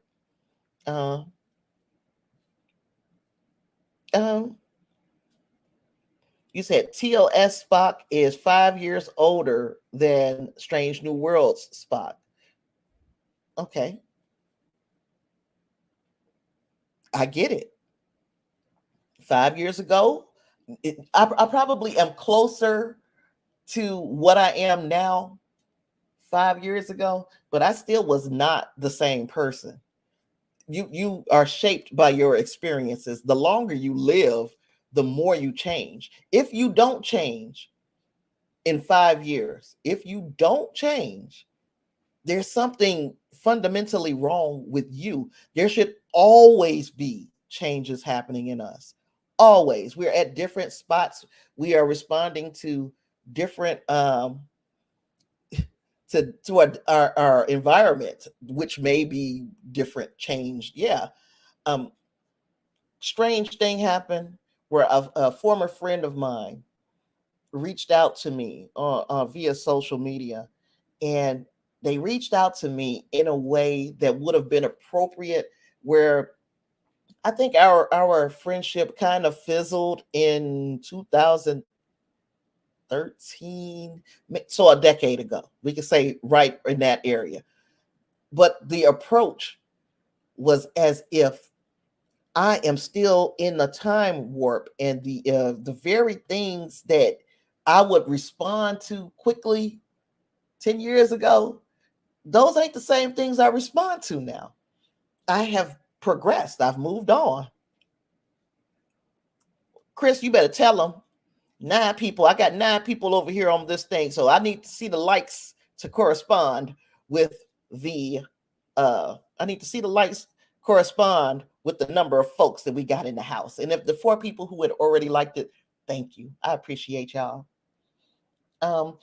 The second thing that Chris didn't like is that they made the Federation act like the bad guy. There should have been a more sincere attempt to tell the Federation side of the story about why genetic modification is banned. The history of the franchise has made clear that enhanced ambition and aggressiveness comes hand in hand with enhanced genetics. I would have preferred a more balanced storytelling. And me now, mind you, me and Chris we've already like me and him have did our cross examinations and our and all of that. So I might say something kind of different, but Chris knows my opinion, and I know, and his opinions are noted as well. And what I was saying with him about the Federation, and he said acting like the bad guy. Good people make mistakes. Good people sometimes do bad things. If the preponderance of the stuff that the person or organization, company, however you want to look at it, if the preponderance is good, then you look at the one bad thing and be like, yeah, they did a bad thing, but this is a good person. This is why I hate the society that we live in right now in some ways, that a person can do something, one thing, you can have a clean record and you do one thing, and then the whole internet is telling you you are garbage and I cancel you. Well, that's not realistic, because nobody is perfect. The Federation is not perfect. The Federation strives to be a perfect. I keep going back to the word solar punk. That is the society that we are in with Star Trek, and that even in that society, and even people who have the best intentions make mistakes. So now we have the people with the best intentions, and they are making mistakes. Now, this reminds me in a lot of ways, and I know there are those who are not going to agree with me, but it reminds me in a lot of ways of LGBTQ. And do we need, and when you are making an attack on another person, because you have these ideals and things that are personal to you, when you are making an attack on another person and saying that those people have to live by my code of conduct, the stuff that I've chosen for myself, that is an example of what would likely be a very good person, you, trying to police the bodies and minds of someone else, and it's unfair. And even if you are a great person, that is still fundamentally unfair, and it is a bad thing. So I get it, and I don't expect the agreement. I don't expect across the board agreement. And you can put your thoughts in the comments, because I like to hear everybody's opinion. Me and Chris just had an opportunity to really have a long kind of I would say conversation, but we were like on Discord, so you know that the thread. We went on for a little while. Okay. Clarence says, I think they praise Starfleet, hence Una joining anyway. They can still be awesome and flawed. Yeah. Christopher says, I'm saying Christopher because I'm reading instead of just talking. Chris says, I agree, good people and organizations sometimes do bad things. What I meant by this comment is the Federation had reasonable reasons for its law, even if wrong.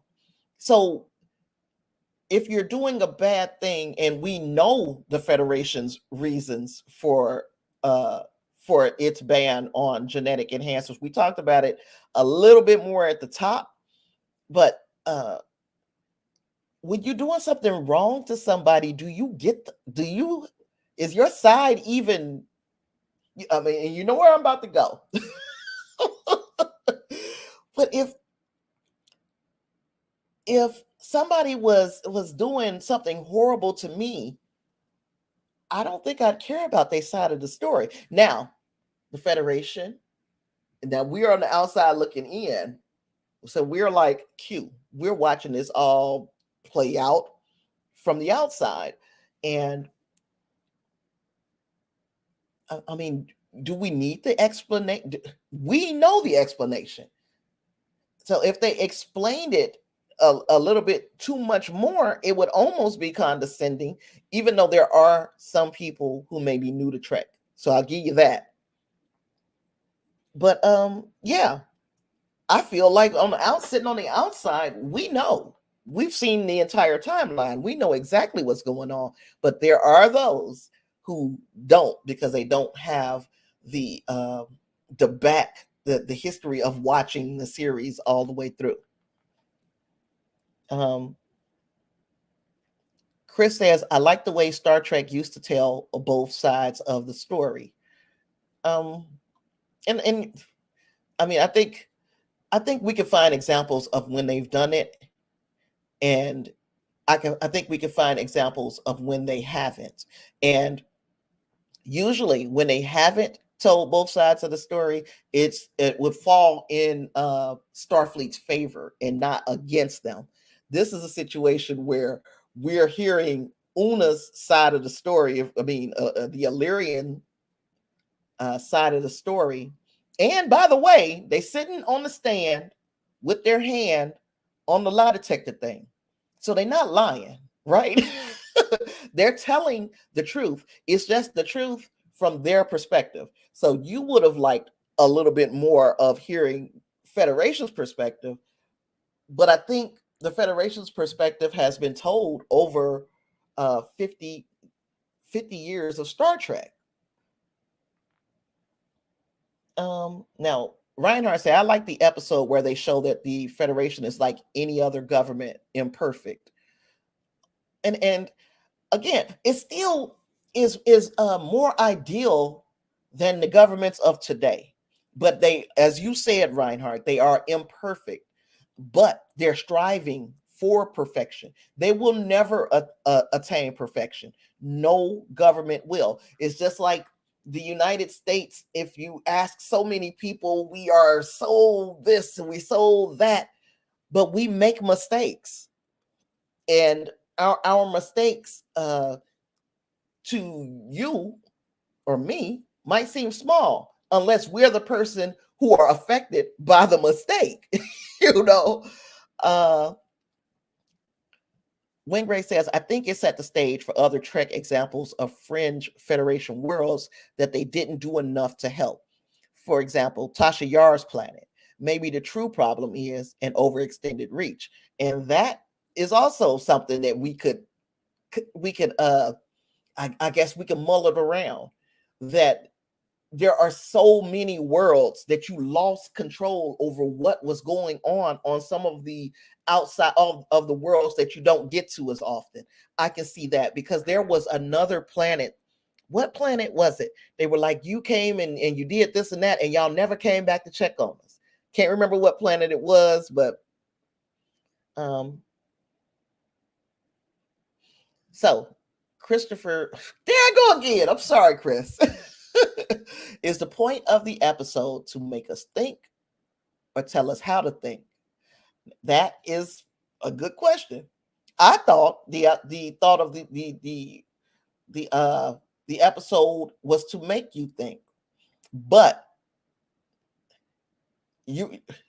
I can see how some people would say that this would be something where it's telling you this is how you should treat people, even though nobody should nobody should have to tell you how to treat people at our ages that we are now.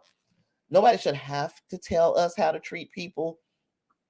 I think in essence, it is telling you, yeah, this is going to make you think. It's going to make you consider if the Federation is as perfect as it looks to the outside.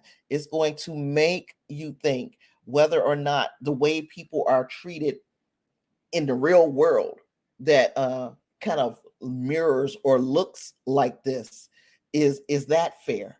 And I think, again, and I use this example in my review, Let This Be Your Last Battlefield did the exact same thing. It's not the only, by any stretch of the imagination, it's not the only TOS episode that did this, but it is the one that I'm going to say is the most similar. It's like, this is stupid. You half black and half white. You half black and half white. Y'all are having a forever war literally fighting and killing each other for decades over the difference between whether it's on the right or the left. And the Federation looks at that and was like, this is the stupidest thing that I think I have ever heard of. But in 1967, when this episode premiered, that's exactly what was going on in the United States. A bunch of humans who all bleed the same were treating each other differently based on the color of your skin. Tell me that's not the exact same type of message that we're getting from this episode. And it's not telling you which side is right, which side is wrong. It's saying this is what it is. And if you feel condemned by it, then maybe you're on the wrong side.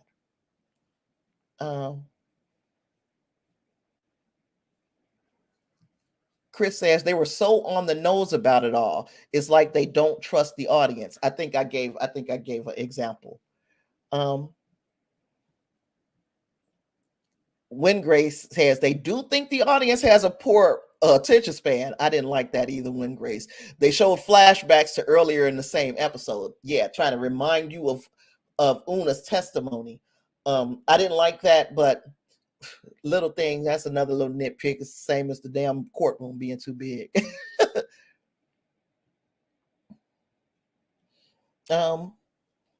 I think it was meant to make us think. Is a law black and white? Should it even be a law? It makes me think of that is why we got the character of what's his name? Pasalk. We got the character of Pasalk because oops, I went the wrong way. We got the character of Pasalk because he there are no shades of gray to the vice admiral, because he approached the law as either black or white. Not only is he going to take down Una, he would have next taken down Pike, because there were no shades of gray. He's got blinders on. All he sees is the law, and for him, the law is black or white.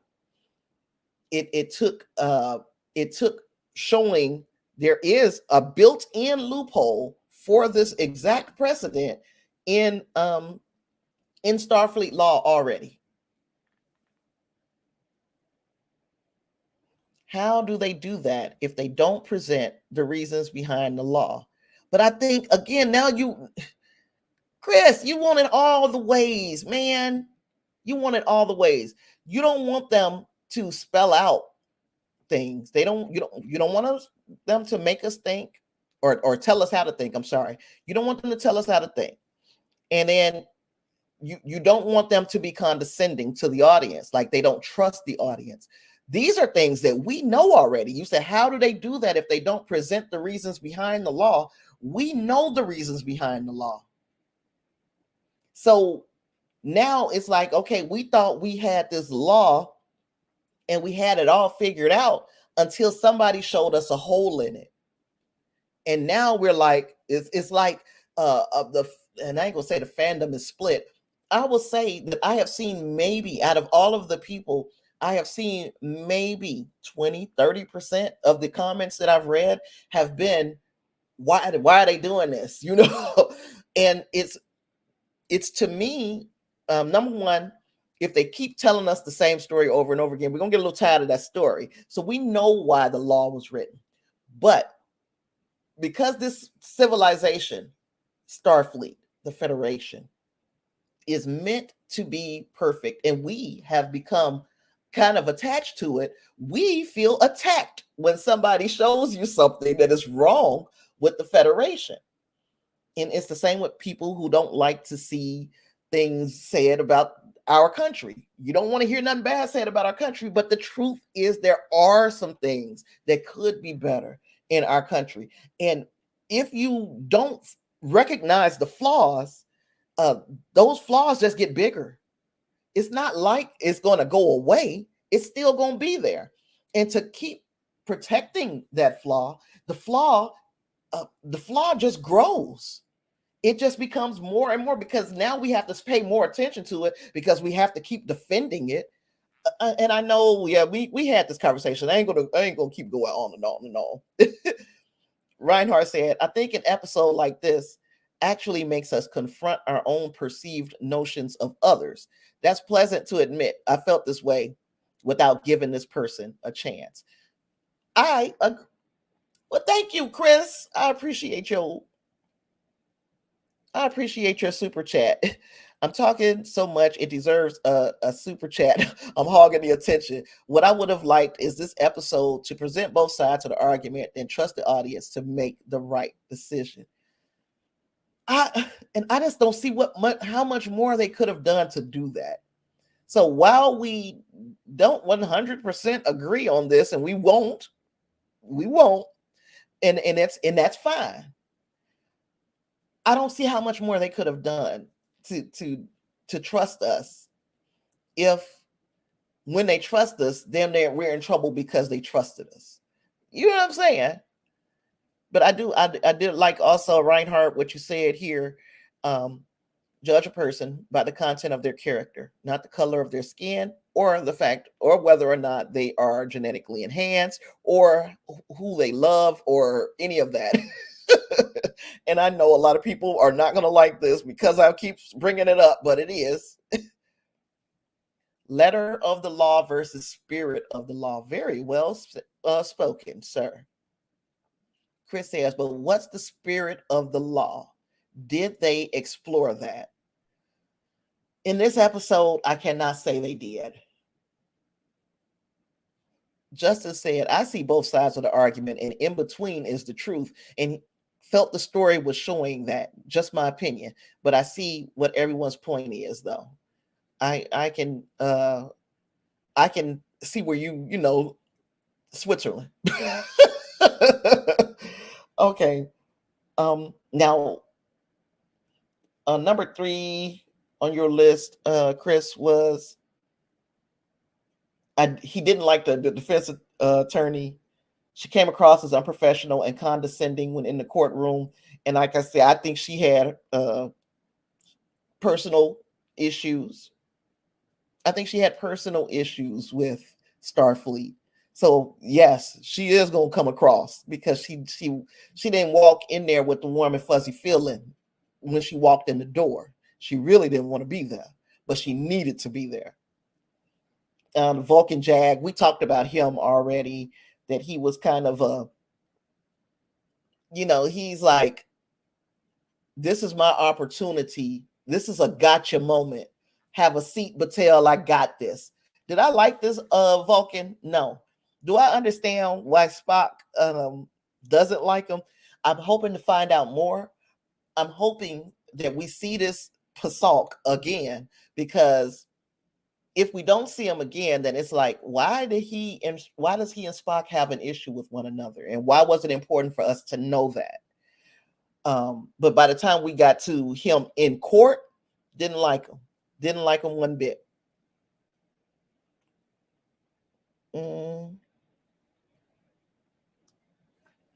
Chris says, we found agreement. Hurry. Oh no, hooray. Oh gosh. When Gray says, I personally think they missed a chance to use the bumpy-headed Illyrians from Enterprise as the ones that can't pass, and the human-looking ones as passing. I mean, I guess we could have seen those too. They should have been part of a group of people who couldn't pass, looking at them. And then where they went was everybody looks the same. And the only way that you would know that Neera Ketoul and her family couldn't pass is if one of them were sick or injured and their immune system started to glow. So, the bumpy-headed Illyrians, they are out. Nobody, there's no question about what they are. They're outed. But Neera Ketoul's family, if they wanted to, they could have passed. They could have just made sure that if somebody got sick or if somebody got hurt, that they just they did it in the house. They couldn't let them out and let them play and be kids or even adults. They couldn't go to work or whatever if they were glowing. So yeah, the Illyrian. There was some Illyrians on Enterprise. Yeah, Chris. And when Grace is explaining, they were the aliens that stole the warp coil from the Xindi Ark. Justin said, I think Measure of a Man showed both sides better, but like Reinhardt said, it was turning the mirror on us all and what we think it was meant to be, and what we think it was meant to be, and what we think. It was a big swing, and I enjoyed it. And that is another thing they said. There was going to be some big swings taken this season, and that people wasn't going to like it. They did make that very clear from the beginning. Clarence says, it also seems especially archaic when you think about the spirit of Illyrians. Instead of terraforming a planet, let's change us. Low-key environmental message, which escaped me. Thank you, sir. That environmental message escaped me.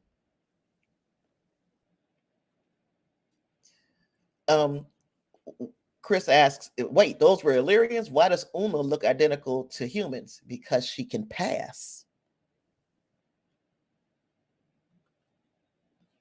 If you can pass, she can pass for being human. You know, the only way you would know that she wasn't human is if she were to get ill or hurt, like we saw at the beginning of the episode when her leg was glowing.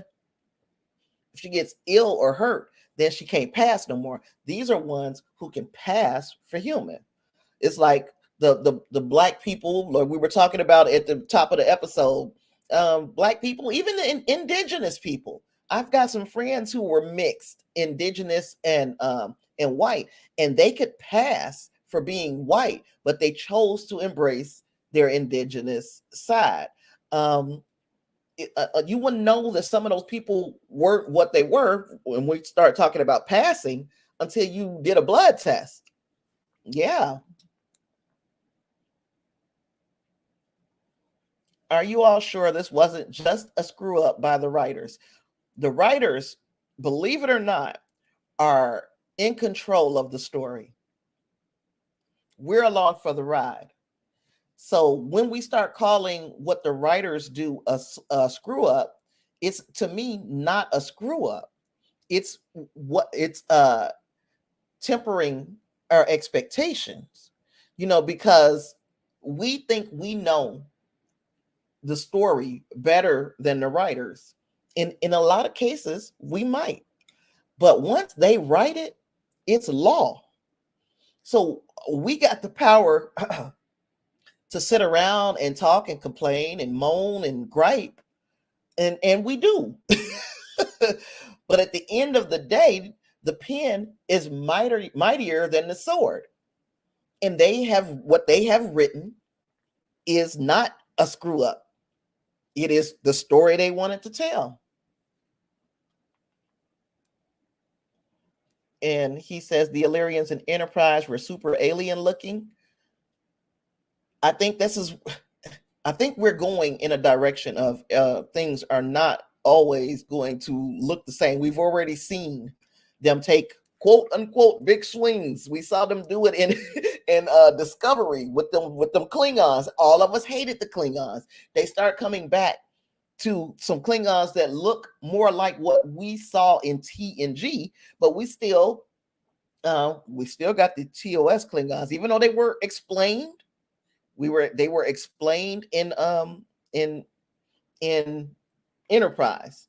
Them TOS Klingons and them TNG Klingons look nothing alike. Was that a screw up by the writers?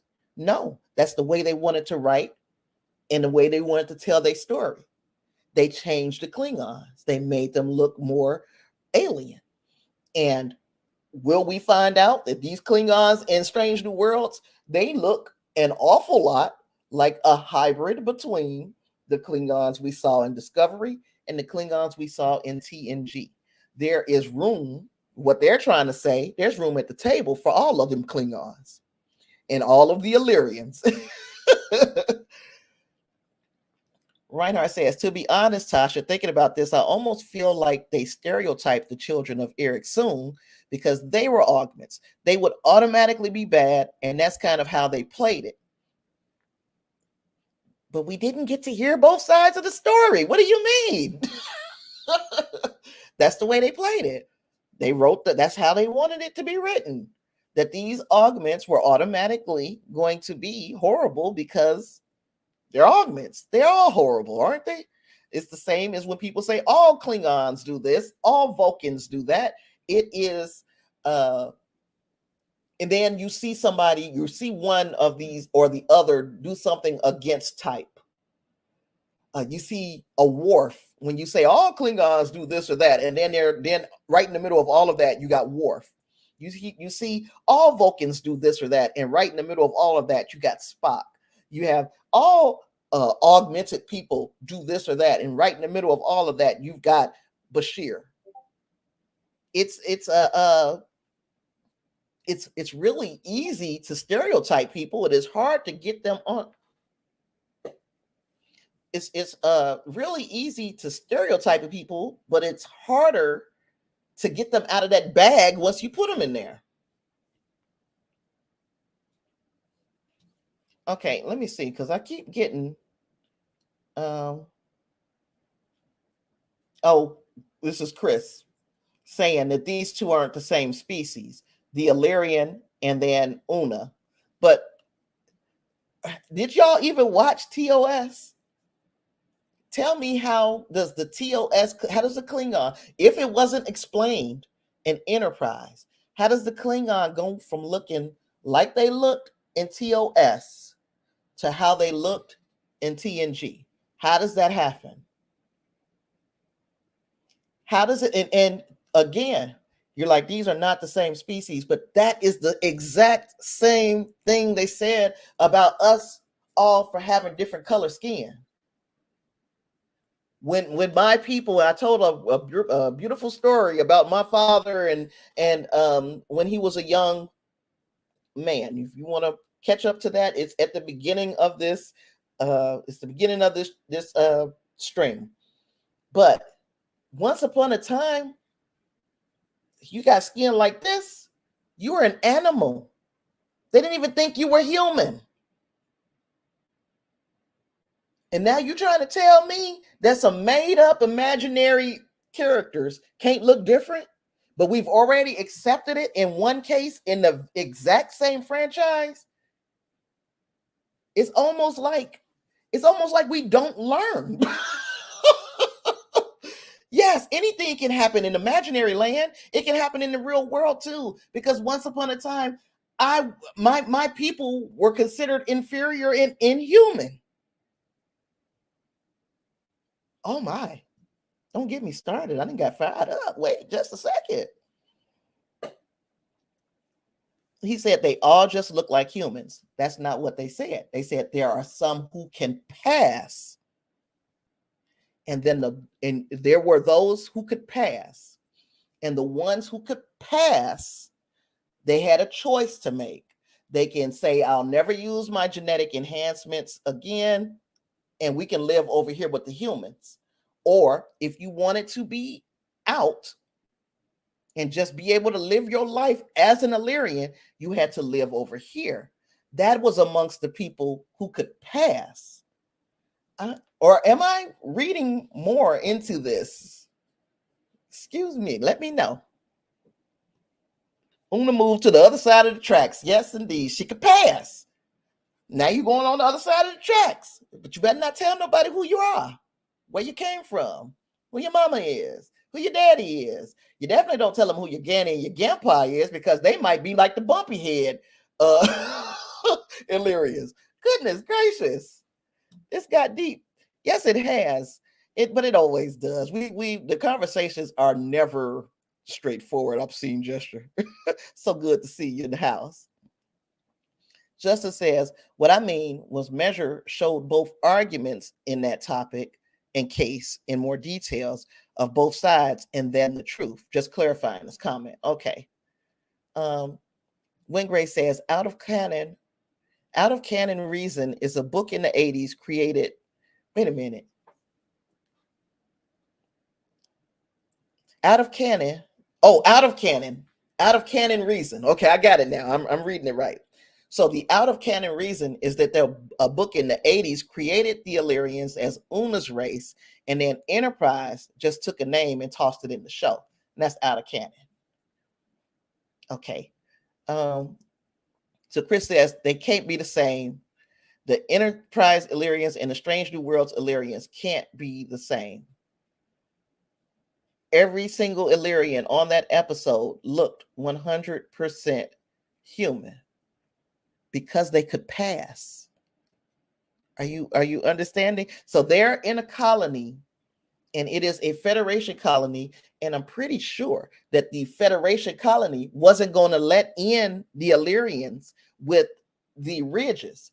So they let this human presenting colony of people come onto and be in this Volterra, wherever it is. It wasn't a Volterra Nebula. It was someplace else. So they let them be here because they all presented as human. But they started finding out that some of them were not human, that they were genetically enhanced. So then they made them make a choice. The choice is you can come over here and be you present human, so you can pretend to be human, or you can go over there and be exactly what you are. Make your choice. And the Ketouls made one choice, and Una's family, the Chin Rileys, made another choice. Wingray says, that's why I thought they could have connected it here. Some have bumps because of genetic because of genetic modifications. Justice says, yes, Tasha, I'm half native. My dad was 100% Blackfoot. And if you see me, I look white. So I know what you're saying, but I embrace all of me. Yeah, I got a bunch of friends. I used to work for a Native American casino. So they were the Potawatomi tribe. And ignorant me, some of them present as Native American. They look very indigenous. They have very strong indigenous features, Native American features. And then there are some who just look white. So yeah, some of my friends were that way. I saw your side by side in the Discord, Chris. Because in TOS they had no budget, and they had a huge budget for the motion picture. And this is again,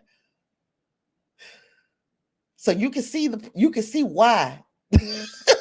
It's like you do know why.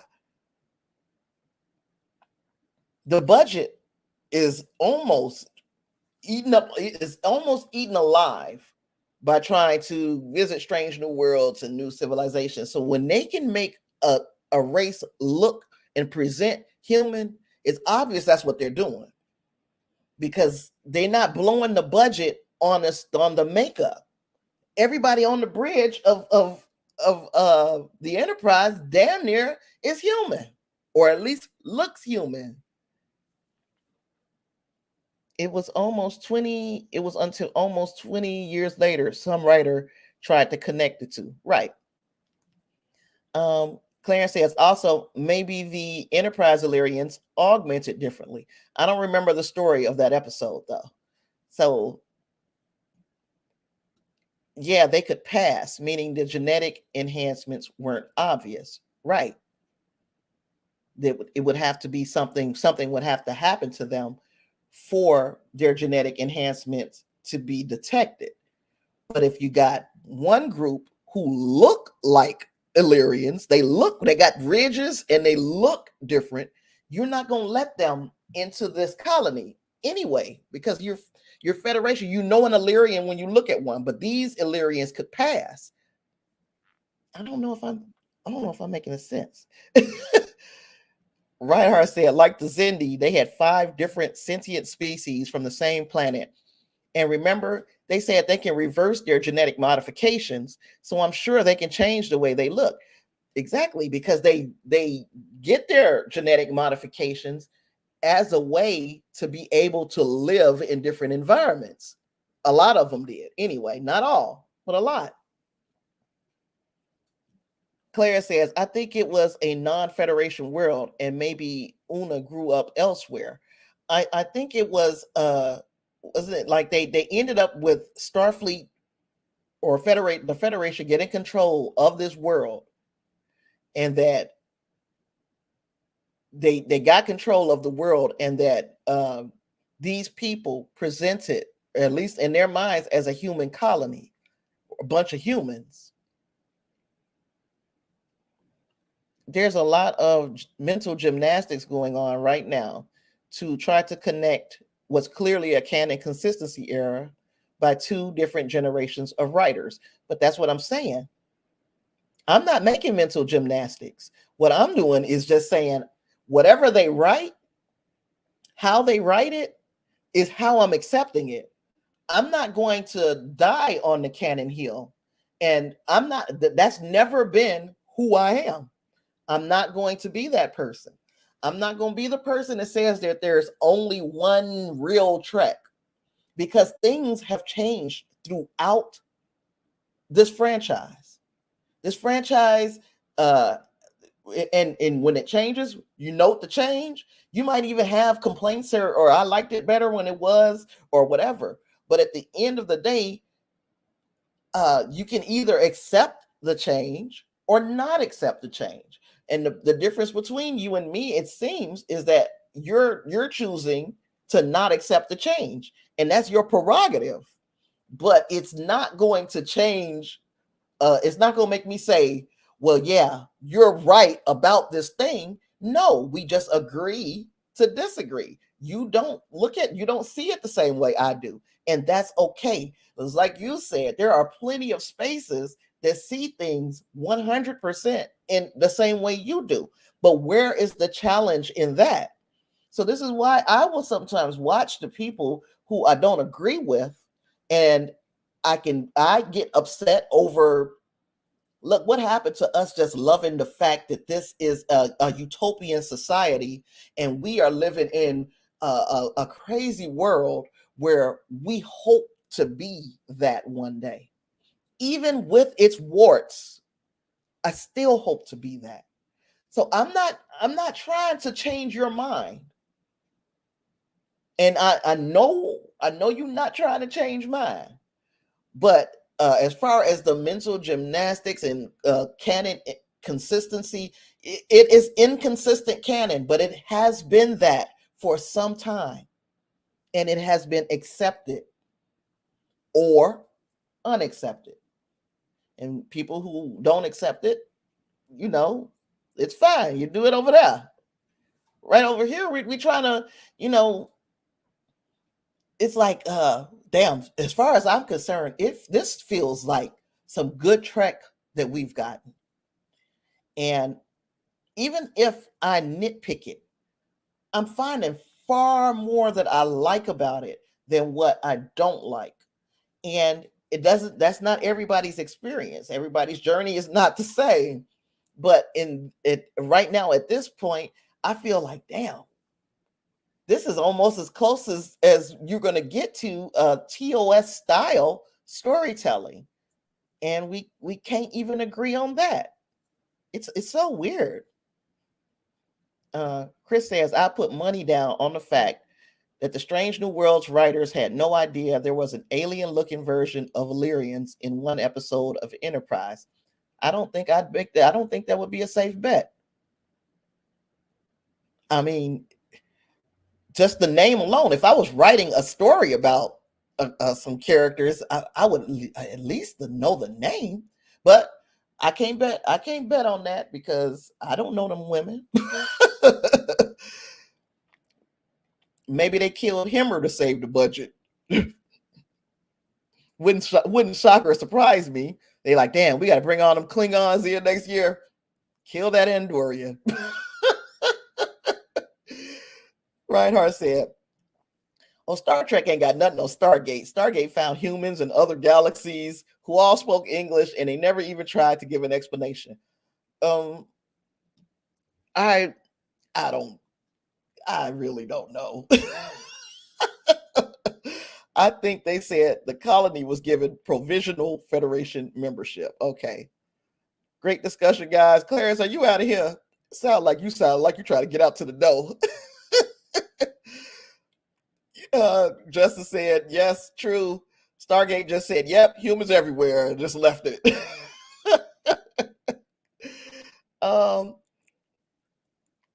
Justice says sometimes you have to connect the story to other parts. I think canon is something that has a beginning and end.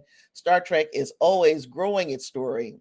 Its story isn't done, so you can connect it. In my view, I'm not the canon. I like canon, and if something is canon, I will remark on it. But I'm not.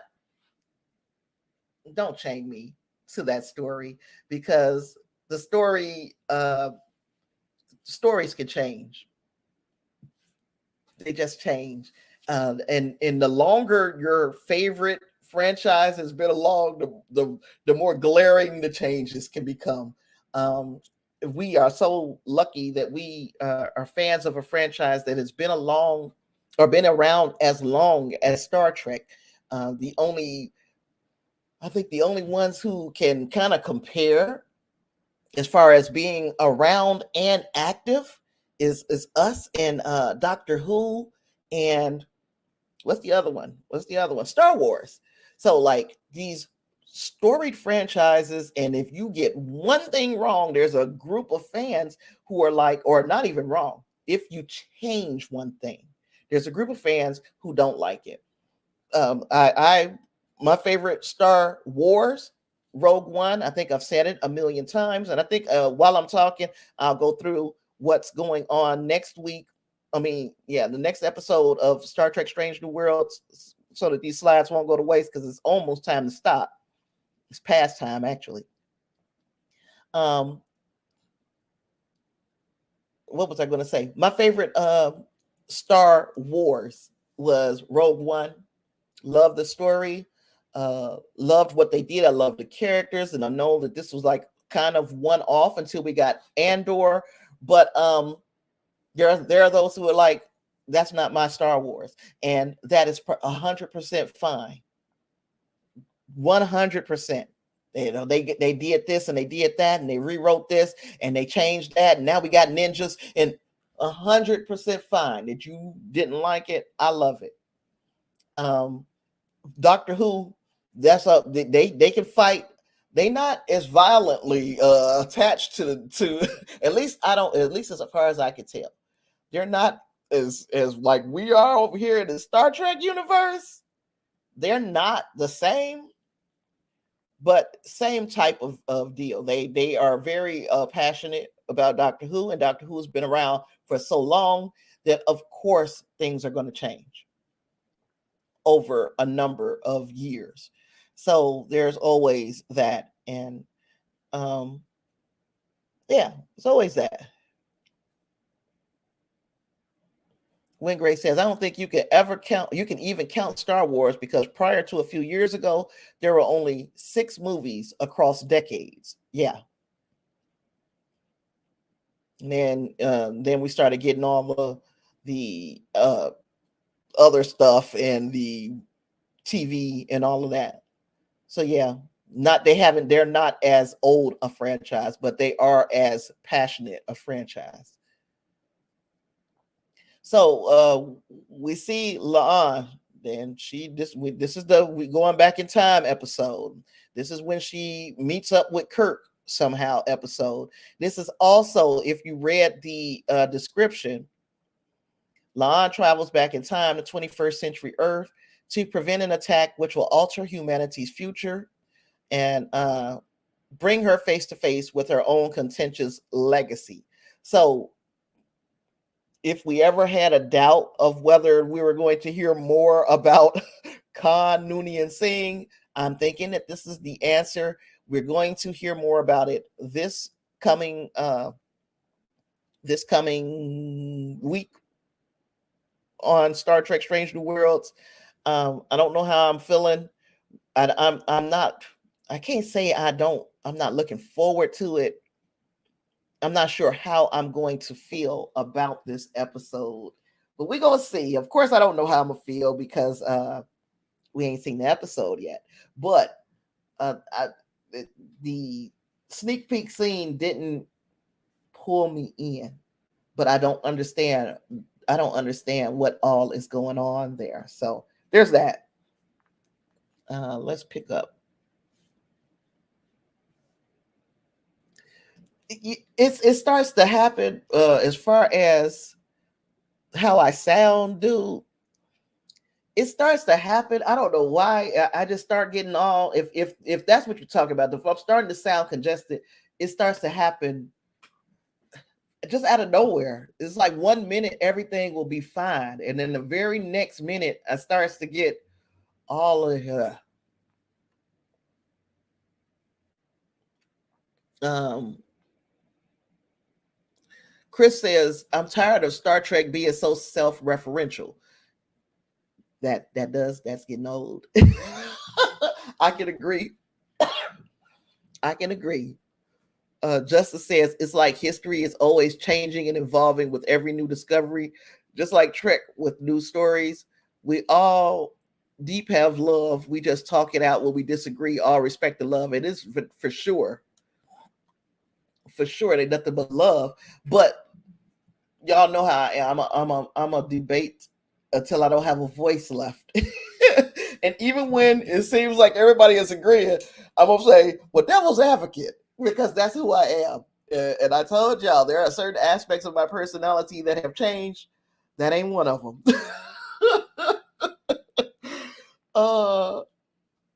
Yeah, Win Gray says, I'm excited for this episode. I am a little apprehensive, but we gonna see. We gonna see. Next week, Tasha and I will hate this episode, and Win Grace will love it. Oh gosh, it'll be this week's episode all over again. It'll be somebody. Somebody is go of course. Somebody go like it. Somebody go not like it, and we go just sit here and talk about it.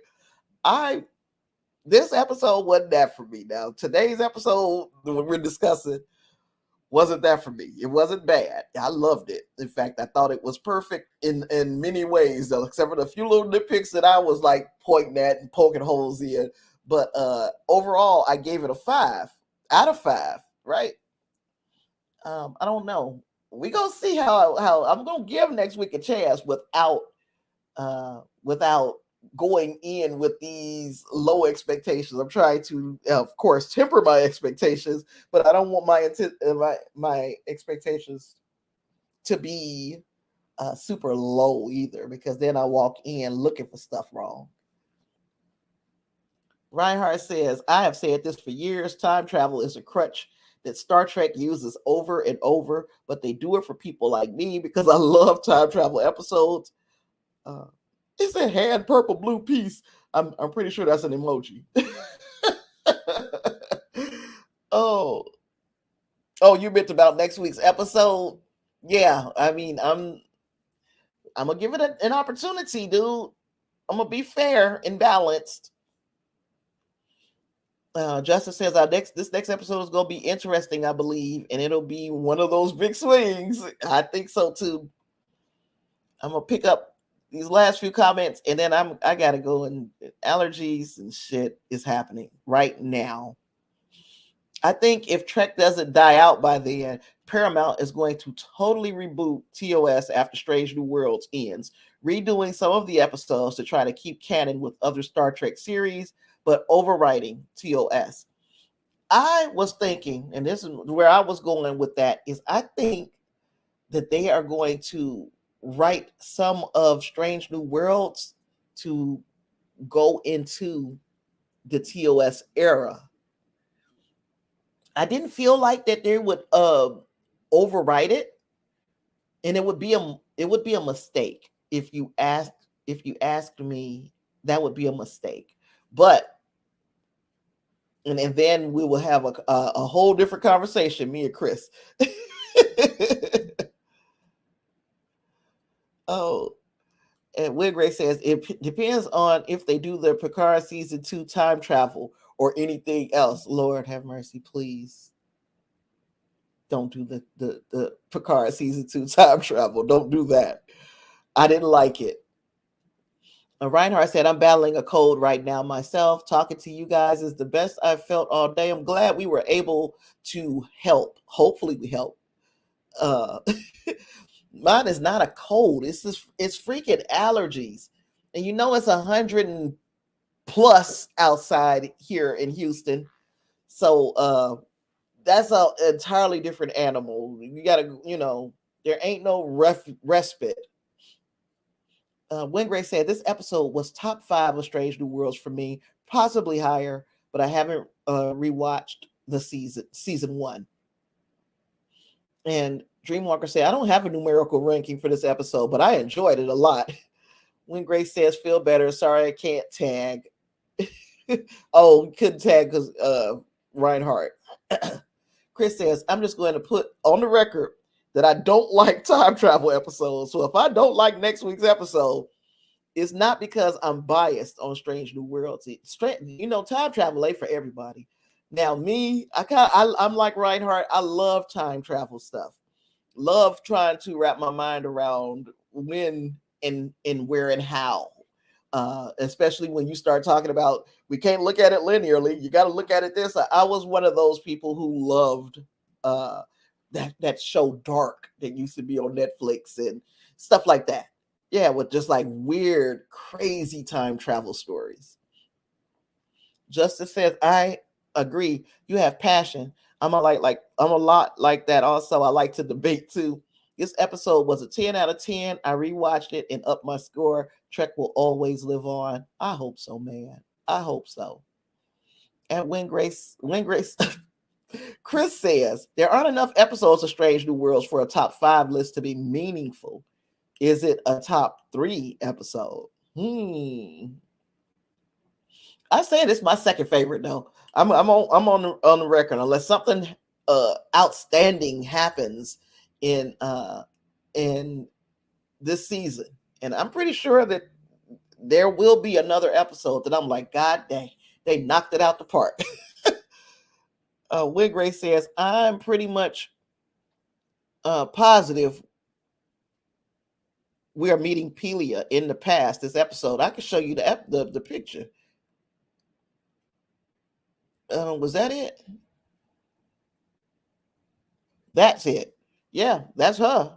And that's her inside of a house, like looking like she's welcoming them in. So yes, that is Pelia is going to be playing a role in this time travel episode. Like most of us thought that she would be something that they would use to kind of help out in the past. And here we are. Justice said, I can see this being a different universe than TOS by the end. That I can see. I can see, yeah.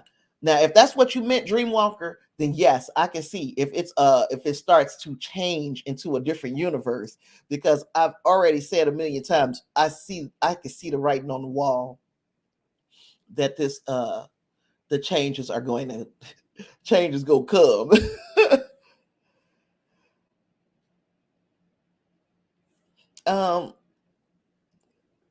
Wingray says, I didn't know she was in the promotion. Damn, I'm not a prophet.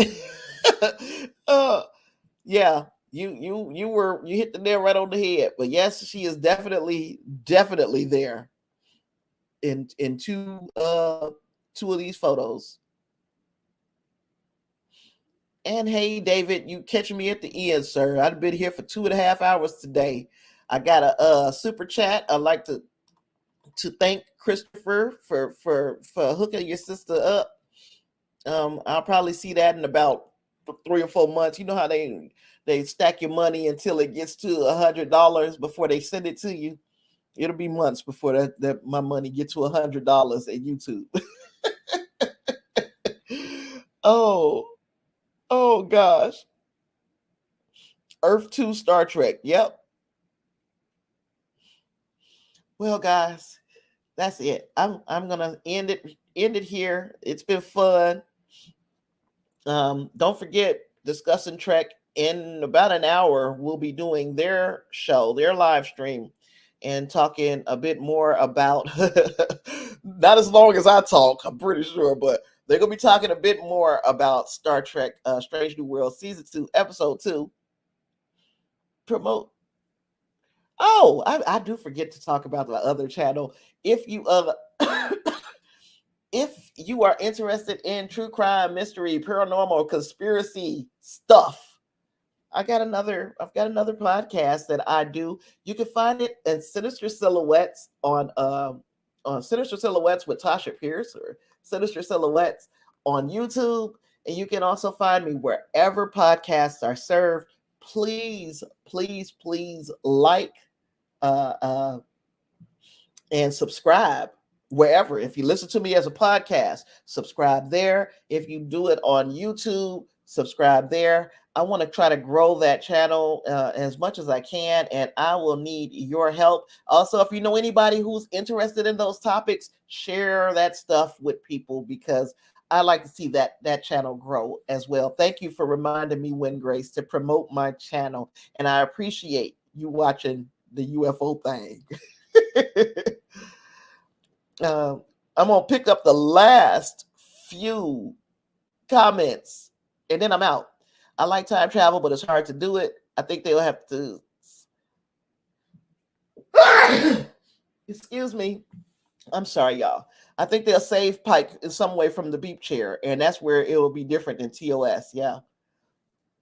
David says, hope your allergies get better. Everyone, please have an excellent week. Okay. Anyone in the chat play Star Trek Online? I think it's some people who do. Another channel is True Crime, Conspiracy, Mystery, and Paranormal. And Chris, I might need to, me and you can have a conversation about more stuff that's up your alley, which is the looking at a situation and saying, what do we think is going to happen here? This is the kind of conversations that I love to have. As far as in you're a litigator, those would be some great conversations. So we can probably get together and talk about these things. It's about UFOs. It's about a lot of stuff. I couldn't decide. Justin says, what time for Discussing Trek? Discussing Trek starts at 8 p.m. Central, which is in 1 hour. So 1 hour from now, let's all come back here and support Clarence on Discussing Trek. And Wingray says, I've never played Star Trek Online. He's sorry. There is one person who does play that I know for sure, and that is Reinhardt, but he probably exited the chat because he is part of the Discussing Trek crew. So that's all I got, y'all. If something crazy happens this week, I'll be back. If not, I will see you Sunday. We're going to try to get back on track Sunday, okay? Talk to y'all later. It's been fun. And thank you again, Chris. Thank you again, Chris, for the super chat. And everyone else, thank you for being here. Live long and prosper. Peace.